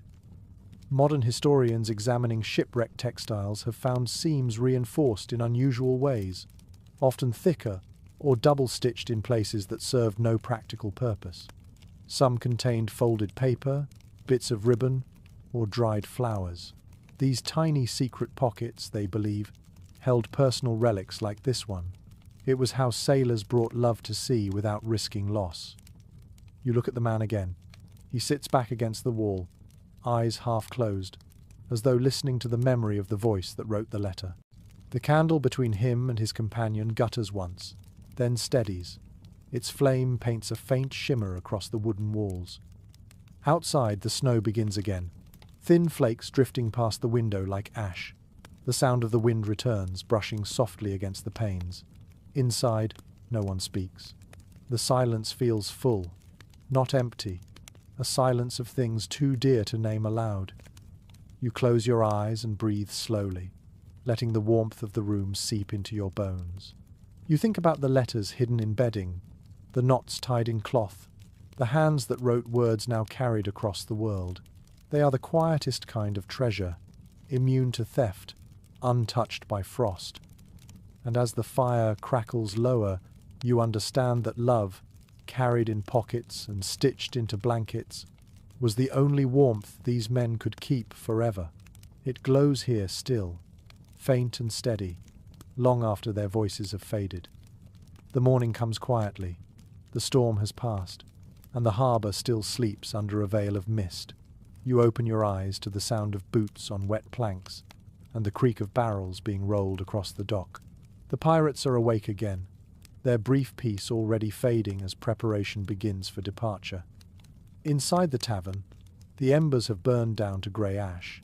The air smells of pine smoke and damp wool. You stretch and watch as a few men pack their gear. They move slowly, not from laziness but from the reluctance of leaving warmth behind. Each motion feels deliberate, almost ceremonial, as though they know the comfort of land will not come again soon. In historical accounts, winter departures were the hardest moments of a sailor's life. Ships had to be pushed from frozen docks with poles and ropes, their hulls scraping against the ice like wounded beasts. Pirates, though lawless, followed the same rituals as any mariner, oiling ropes, patching sails, whispering charms to the sea. A few spat into the water before boarding, an old superstition meant to ensure safe passage. You can almost see them now, muttering to the ocean as if asking permission to return. One sailor, his beard crusted with frost, pauses at the dock's edge and looks back toward the tavern. He holds a small object, a coin, tarnished and worn smooth. He kisses it once and tosses it into the water. A simple act, yet it carries centuries of meaning. Maritime folklore says that a coin offered to the sea repays the debt of survival. The ocean takes what it is owed, and in return, Perhaps she spares the ship a while longer. The rest of the crew gathers near the gangway, stamping their feet against the cold. The quartermaster calls out names, ticking them off with practiced precision. No one jokes now. The laughter of the night before has dissolved into silence. Departure is always solemn. Each man knows the risks waiting beyond the harbour's mouth. A journal from a captured sailor describes the feeling perfectly. To leave land in winter is to shake hands with death, and trust he will be polite enough to wait. The words feel heavy in the air. You watch as the crew boards one by one, their faces pale under the grey light. Each step on the gangplank is both a farewell and an oath. You follow them in your imagination back onto the ship. The deck is slick with frost, the rigging stiff, the ropes creaking as the sails are unfurled. The ship shudders as it loosens from the ice and begins to drift forward. The harbour grows smaller behind them, a blur of white and smoke. The sound of the water deepens again, the rhythm familiar, comforting in its danger. Below deck, the hammocks sway slightly as the motion returns. The men settle back into their rhythm, the temporary comfort of solid ground already fading from memory. A few unpack small souvenirs from shore, a loaf of bread, a carved charm, a sprig of evergreen tied to a beam. These small tokens will carry the scent of land for a few days before the sea claims them too. There is a certain grace in the way pirates accepted this endless cycle of arrival and departure. They were men of movement, bound to no country but the ocean. Historians still debate whether their restlessness was born of greed or freedom, but perhaps it was simply habit. After too many nights in motion, stillness itself became unbearable. You can imagine the captain now, standing at the helm, his hands steady on the wheel. He says nothing as the wind catches the sails. The sound of ice cracking beneath the hull echoes like applause from an invisible audience. The crew moves quickly, adjusting lines and shouting commands. The ship answers like a living creature, groaning, shivering, then gliding forward. A curious entry in an old ship's log records that before each departure, some pirates held a brief moment of silence, not for prayer but for memory. They believed that if they left the land in anger, the sea would mirror it. So they breathed deeply, cleared their minds, and faced the horizon with calm hearts. You can almost feel that collective stillness now, the weight of resolve settling over every man aboard. The cold grows sharper as the harbour disappears. The world becomes blue and white again, sky blending into sea. The air tastes of salt, and the first spray of water hits your face like a slap from an old friend. The ship leans forward, cutting through thin ice that breaks apart with a crunch. The rhythm of the voyage returns, ancient and familiar. Below, the hammocks swing once more. The cats curl into corners. The music box waits in its drawer. The hidden letters lie still inside their stitched seams. Every story, every warmth from the harbour, returns to sleep within the ship. The pirates breathe together again, part of the same heartbeat that beats only for motion. You lie back in your hammock and listen to the ocean resuming its lullaby. The frost creeps back along the beams, glittering faintly in the grey light. The fire's scent fades, replaced by salt and cold. The ship, alive again, sighs through its timbers. The harbour behind is already fading from memory, but its warmth lingers faintly in your chest, like the echo of a dream too kind to forget. You close your eyes, feeling the deck move beneath you. The sea has taken you back, patient and unyielding. Sleep comes easily again, not because the world is safe, but because it is familiar. And so, the voyage begins anew, the pirates cradled once more in the cold arms of the endless sea. The rhythm of the ship has returned to its steady pulse. You wake to the familiar sounds that had vanished in the quiet harbour. The groan of wood, the flap of stiff canvas, the slow sigh of waves brushing the hull. The sea stretches to every horizon, a field of frozen grey that glimmers faintly beneath the morning light. The cold is sharper now, slicing through even the thickest coats, but the men seem steadier for it. Their land-born softness has vanished. They belong to the water again. You pull the blanket closer around you and listen to the low murmur of voices. Someone hums a tune, a rough chant that sounds half like prayer and half like rhythm for work. The crew has returned to their routine. Movement is what keeps them warm. Pirate life was not chaos all the time. In fact, when the sea was calm, it became almost monotonous. Historical journals often note that the quiet days between storms were the hardest. There was too much stillness, too much space for the mind to wander. Men filled those gaps with work, superstition, or stories. Some polished their weapons until they gleamed. Others carved bits of driftwood into charms. Even sleep felt like a form of labor, a way to pass time without going mad.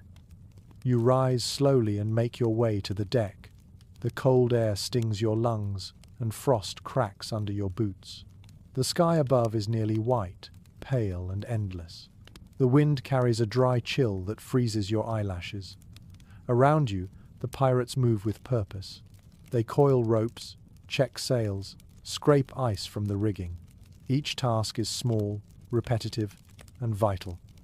A letter written by a captured merchant describes how pirate crews used daily tasks to preserve order. Work, he wrote, was their only law. Without hierarchy or routine, the ship would dissolve into chaos within days. The quartermaster ensured that no man's hands stayed idle too long, for idleness was the sea's greatest enemy. You watch as two men scrub the deck with brushes made from bundled rope.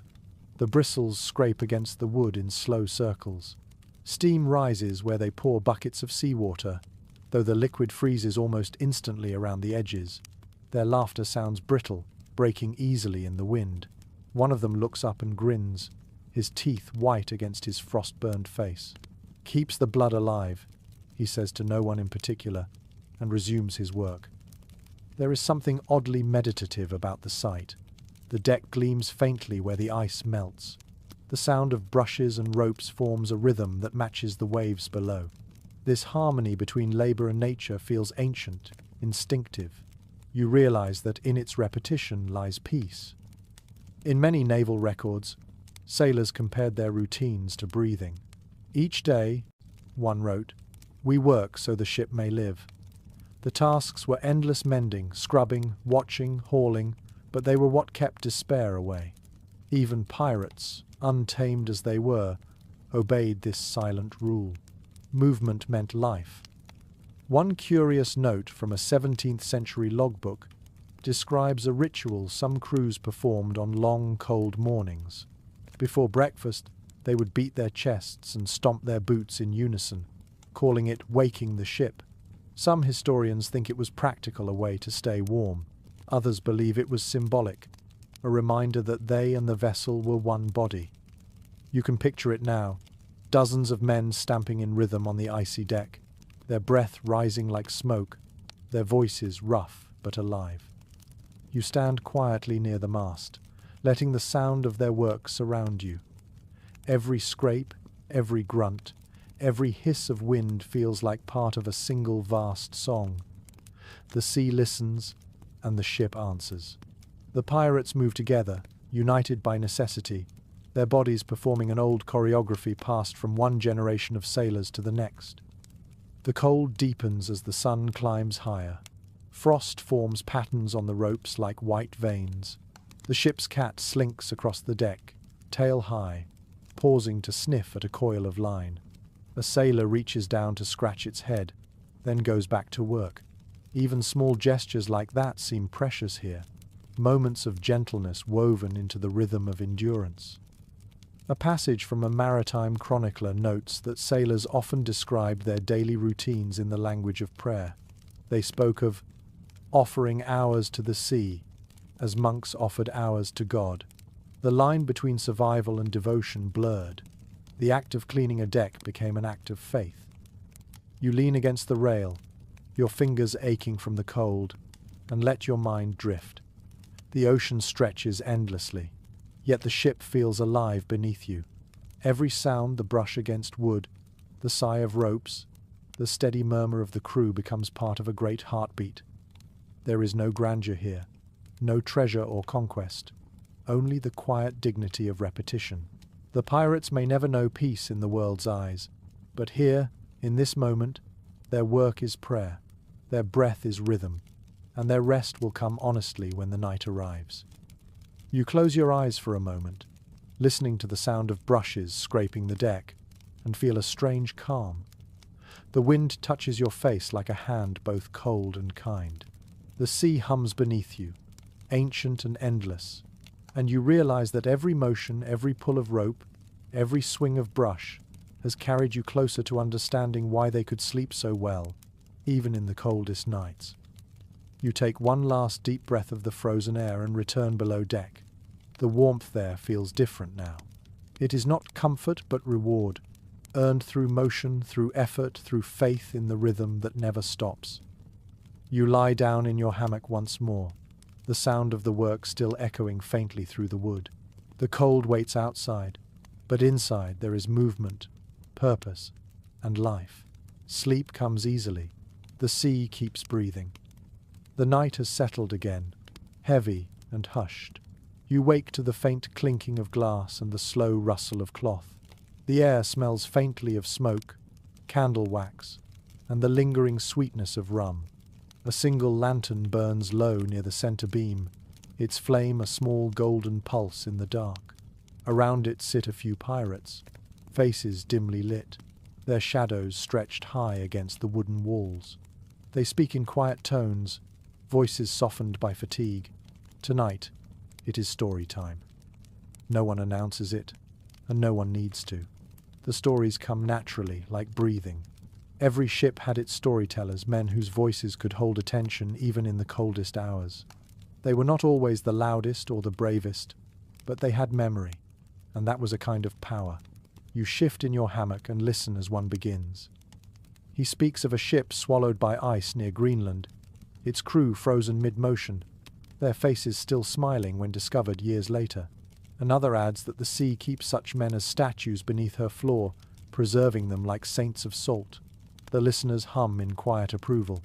You can tell they have heard this one before, yet they let it unfold again, like a lullaby too familiar to forget. Maritime historians have long noted that storytelling was as vital to sailors as food or warmth. On long voyages, it was how knowledge passed, how fears were shared, and how sanity held together. Some tales were warnings disguised as myths, others were lies so beautiful they might as well have been prayers. The sea gave them endless material, and memory gave it shape. The next storyteller clears his throat and leans forward. His voice is rough, deep, touched by the rhythm of the waves. He begins a story about a ghost ship, a vessel seen only on the coldest nights, its sails glowing white as frost. Those who glimpsed it were said to be marked for death within the month. A few of the men chuckle nervously. Someone spits into the corner for luck, even the superstitious need to pretend they are not afraid. There are records from the 17th century of sailors swearing they saw such lights, distant and silent, drifting across fog. Scientists later called them tricks of reflection, illusions of the moon on mist. But the pirates would never have accepted that. For them, the world was alive with intention. Every sound, every shimmer, every change in wind carried meaning. The ocean was a storyteller too, and its tales were not always kind. You feel the rhythm of their speech rise and fall with the rocking of the ship. The candle flickers, the shadows sway. The stories twist through the air like smoke mingling with the cold. A man in the back murmurs an old song, one without words, just a low hum that fills the spaces between tales. The sound turns the cabin into something almost holy. A curious entry from an old privateer's journal describes nights exactly like this. "We spoke of ghosts until our bones grew warm," he wrote. The telling itself was fire. Modern psychologists might call it collective therapy, but back then, it was simply survival. The act of speaking shaped courage, even when the words were nonsense. You can hear the next voice begin, softer, slower. He tells of a boy who once fell overboard in icy water. When they pulled him out, his lips were blue, his eyes closed. They thought him dead, but then he gasped and said he had heard singing below the waves, like a choir calling him home. The men in the cabin shift uneasily. One of them mutters that the boy was lucky to return. Another shakes his head. Or unlucky, he says quietly. There is always that uncertainty in their stories. The sea gives and takes without reason, and the pirates have learned to live inside that paradox. They tell tales not to explain the world, but to make peace with its mystery. A scholar once observed that pirates shared stories as democratically as they shared loot. No voice held more authority than another. The captain could be interrupted by the youngest deckhand if his tale dragged too long. Everyone's fear deserved equal time. You see that dynamic now. The ebb and flow of attention, the laughter that follows exaggeration, the respectful silence when the ending turns solemn. The last story comes from the oldest sailor, a man whose face looks carved from driftwood. He speaks slowly, choosing each word as if it costs something to release. His tale is not about gold or ghosts, but about sleep itself. He says the sea dreams of every ship that crosses it. Each vessel leaves a shadow behind, a reflection that never fades. When the wind stills, those shadows rise to the surface, trying to return home. He pauses, letting the image settle. That's why the water glows sometimes, he adds. Those are the dreams of the drowned. No one laughs this time. The cabin falls silent, filled only by the sound of the ship shifting in the waves. You can feel a quiet reverence, the kind that comes only when truth and imagination blur together. A ship surgeon once wrote that belief itself kept sailors sane. Faith in stories, he noted, is the same as faith in sleep. Both are surrender. You understand that now. These tales, whether true or not, are the crew's way of releasing their fear before closing their eyes. The lantern burns lower, the voices fade, and the last sound is a whisper of breath as the men drift off one by one. The candlelight trembles, then steadies, painting faint halos across the beams. The ship sighs, almost as if satisfied with the stories it has heard. You close your eyes too, feeling the hum of their words settle deep inside you. The sea outside is dark, but within the ship, the light of their voices still lingers, gentle and alive. And as you fall asleep, you realize that in this world of frost and danger, stories are warmth, memory, and prayer all at once. The sea is restless again. You wake to the sound of wind rising in short, sharp bursts, the kind that makes the ropes tremble and the masts creak like tired bones. The air is colder, and the faint smell of snow drifts through the cracks of the hull. Around you, the men stir in their hammocks, grumbling softly as they feel the shift in the ship's motion. The calm of storytelling has vanished. The ocean is impatient once more.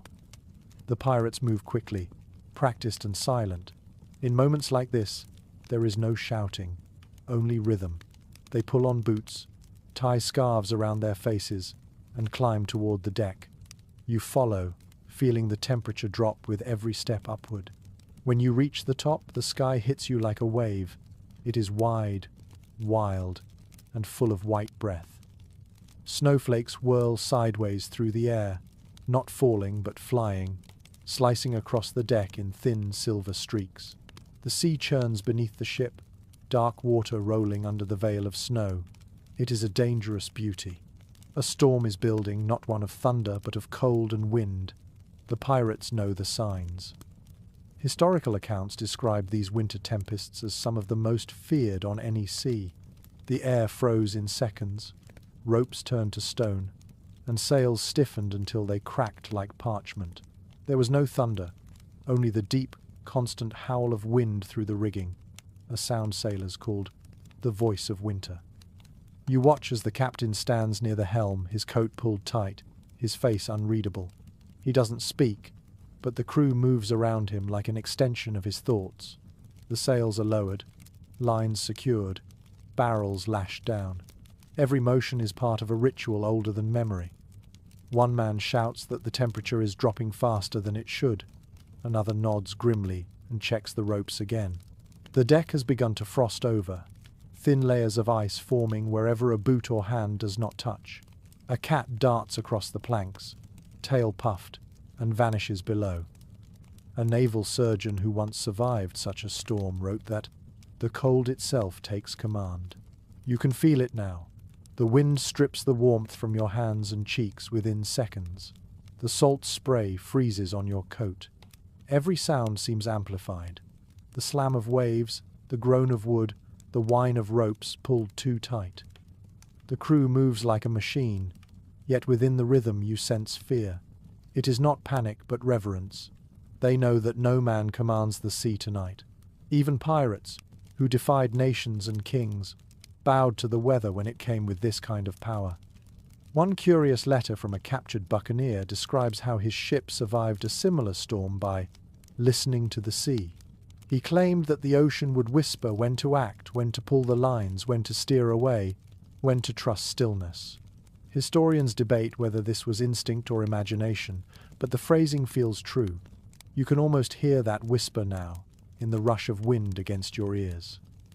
The storm tightens, snow turns heavier, and the sky folds into darkness. The world becomes a blur of white and grey. The pirates wrap scarves over their faces, leaving only their eyes visible. Their movements slow, not from fear but from resistance. The wind pushes back. One man stumbles near the bow, slipping on ice. Another catches him before he falls overboard. The small act goes unspoken, but it matters more than gold. Survival here depends on the touch of another's hand at the right moment. There are no songs tonight, no laughter. Only the sound of the ship fighting to stay alive. Every beam groans like an old tree under snow. You look upward and see frost forming on the ropes in glittering webs, each thread trembling in the gale. The moon flickers faintly behind the clouds, a ghostly eye watching the struggle. A scholar of maritime history once noted that winter storms broke ships more often through silence than violence. It was not the waves that killed, but the cold, the creeping stillness of ice turning strength brittle. You understand that now as the wind pauses for a heartbeat and the world seems to freeze in place. Then, with a roar, it starts again. The pirates work without pause, their breath visible in the air. The captain grips the wheel so tightly his knuckles shine pale in the dark.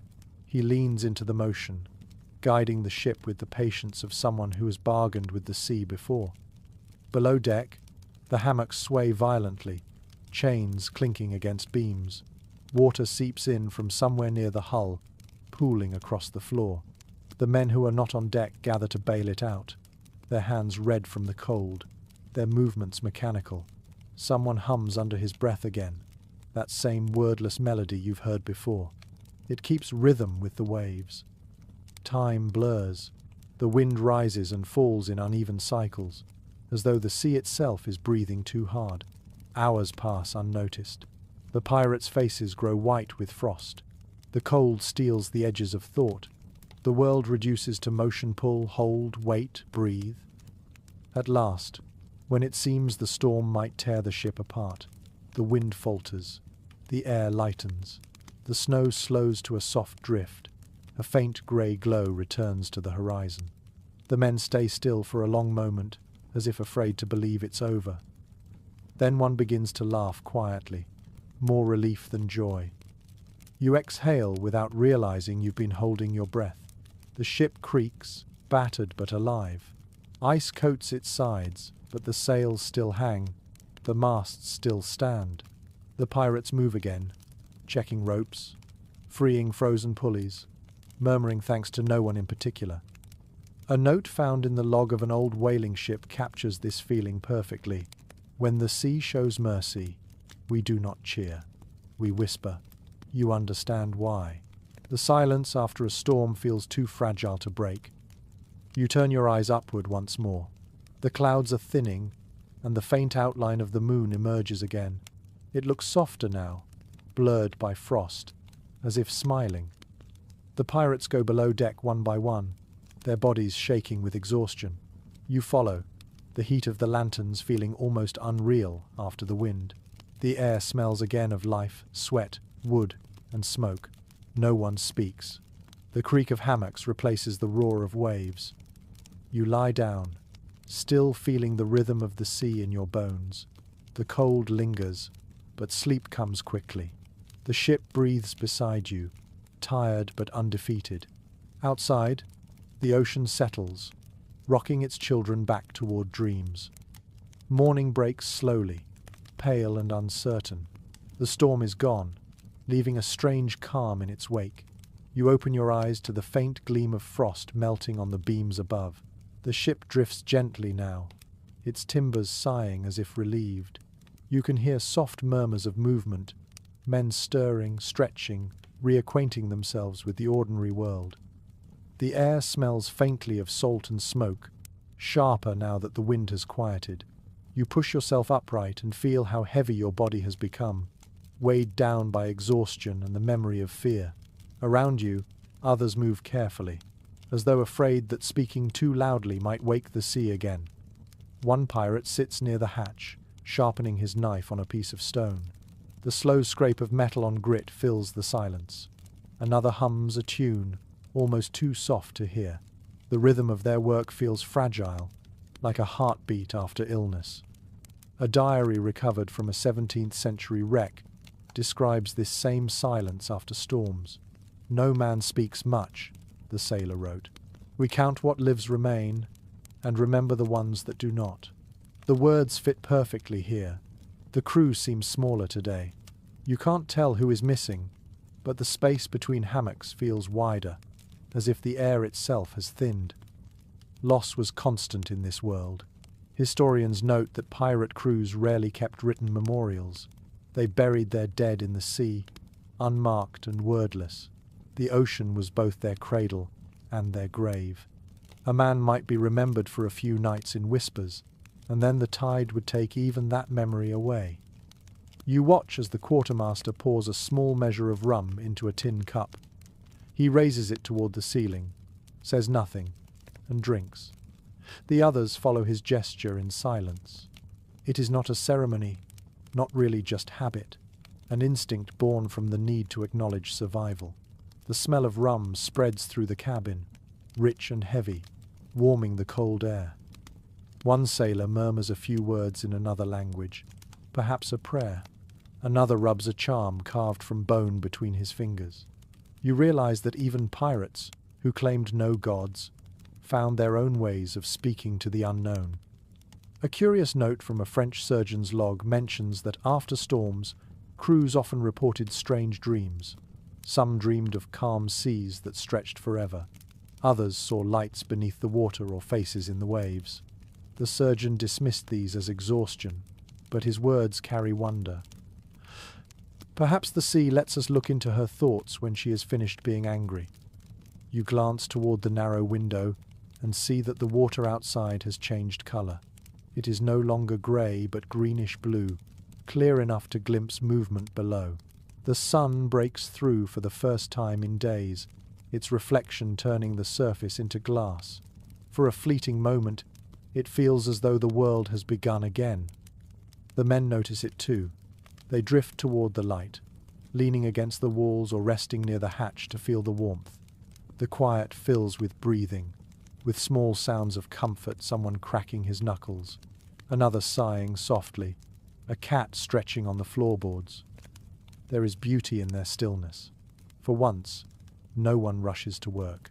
They simply exist, alive in the fragile space between chaos and calm. A British chronicler once wrote that sailors cherished these rare mornings after storms because the ship seemed to breathe forgiveness. The phrase stays with you as you look around the cabin.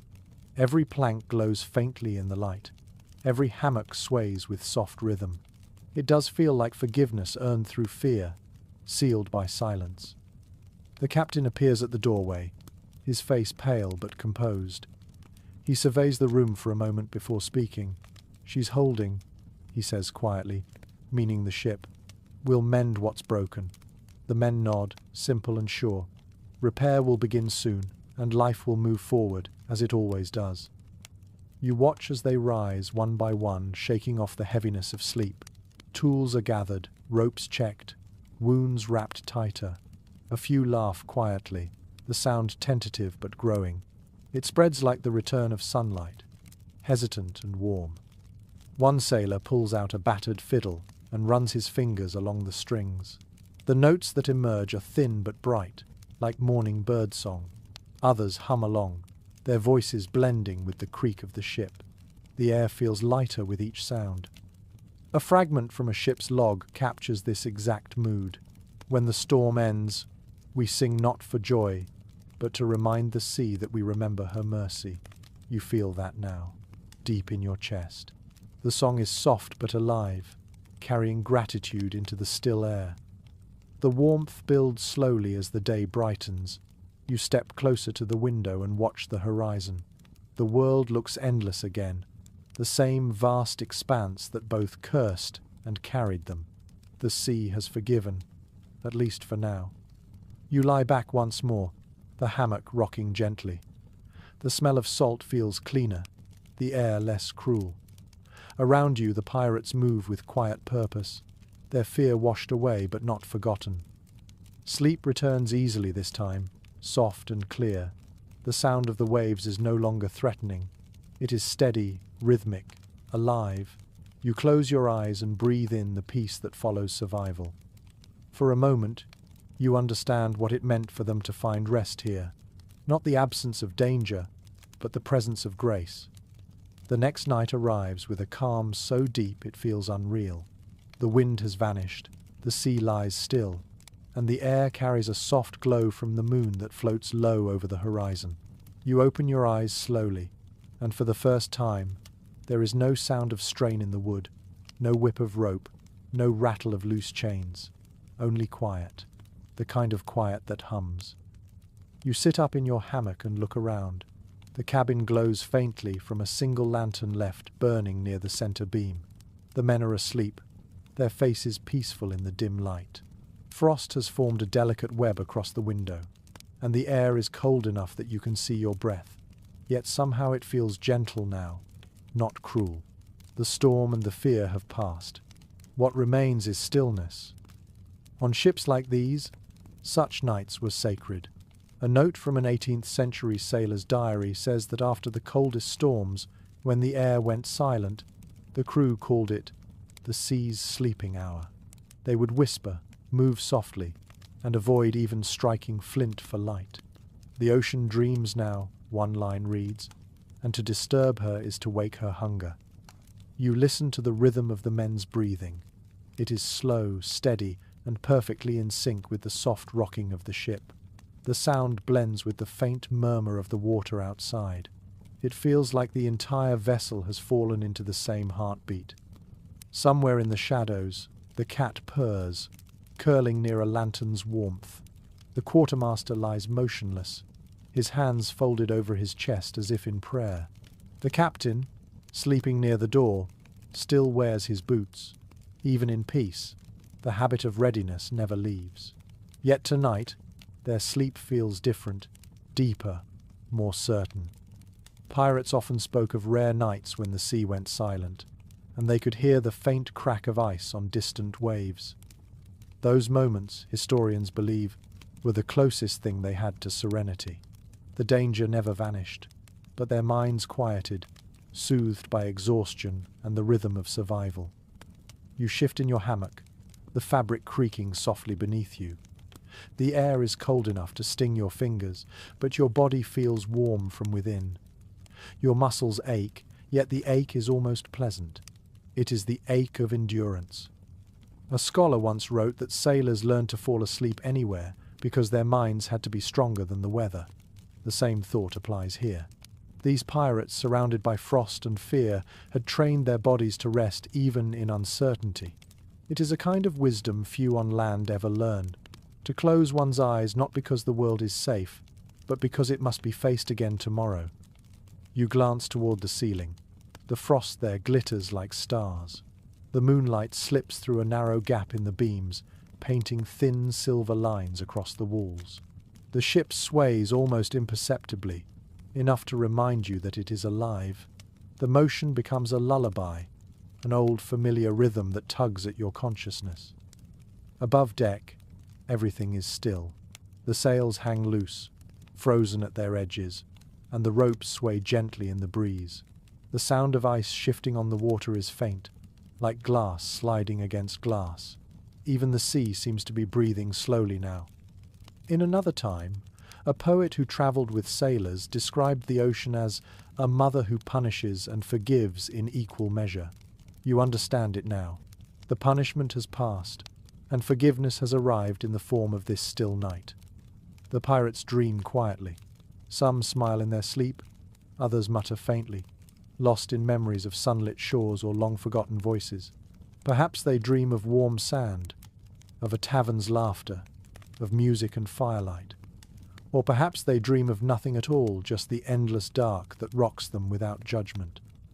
A sailor's log from the early 1700s mentions that in the coldest months, men often dreamed of warmth so vividly that they woke sweating. The body, he wrote, remembers the sun even when it has forgotten its name.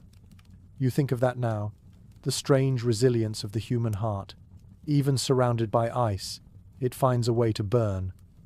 The ship creaks again, softer this time, like a whisper of satisfaction. The sound blends with the sigh of the sea and the murmur of sleeping men. You close your eyes, letting the rhythm take you. The cold presses against your skin but no longer feels hostile. It is just another presence here, as much a part of life as the ropes, the sails, the salt. You breathe deeply and imagine the sea from above, a dark mirror stretching to infinity, dotted with frozen foam and the faint glimmer of stars. Somewhere in that expanse drifts this small wooden ship, carrying its fragile cargo of dreams. For a long moment, you think about how they managed it, these men who found sleep in a world that refused comfort. It wasn't strength alone that kept them alive. It was faith. Faith in rhythm, in one another, in the ship that cradled them through the coldest nights. You pull the blanket tighter, your body heavy with warmth and fatigue. The sea hums softly beneath you. The lantern flickers once, then steadies. Outside, the moon begins to set, sinking toward the horizon. The water reflects it perfectly, so that for a heartbeat, it looks as though the world has two moons, one in the sky and one sleeping in the sea. You watch until your eyes grow heavy, until the sounds fade into quiet. You think of all that has passed. Storms, songs, silence, warmth, fear, laughter, and the strange peace that comes only to those who have survived both darkness and cold. Your breathing slows. The ship sways once more. The frost glimmers faintly as if listening. And finally, you drift away into the same deep, steady sleep that carried those pirates through their longest nights, safe for now in the arms of the sea. The ship grows smaller in your mind now. The sound of waves softens until it is nothing more than a faint rhythm somewhere deep inside you. The frost fades. The lantern's glow dims to gold, then grey, then to the gentle dark behind your eyelids. You breathe slower, deeper, the way the pirates must have after long nights of cold and work.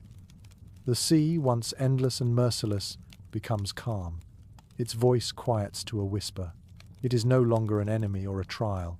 It is a blanket that stretches in every direction, soft and wide, holding the ship and you inside its steady cradle.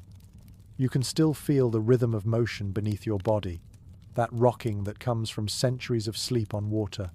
Let it carry you. Let it slow your heartbeat until it matches the sound of the tide. Somewhere far away, the men who once lived this story rest in silence. Their hammocks have stopped swaying. Their tools have rusted. Their ship has long since returned to the depths it loved so much. But their dreams remain. Every night like this, in every quiet room, the sea remembers them. Breathe in the salt. Feel the warmth that hides beneath the cold. Let your thoughts drift like smoke across the horizon. You are no longer watching them, you are with them, carried on the same current, rocked by the same rhythm. The sea sleeps now, and so do you. The world outside fades until all that remains is stillness and breath. You are warm, safe, and floating. The storm is over. The journey is done. Sweet dreams.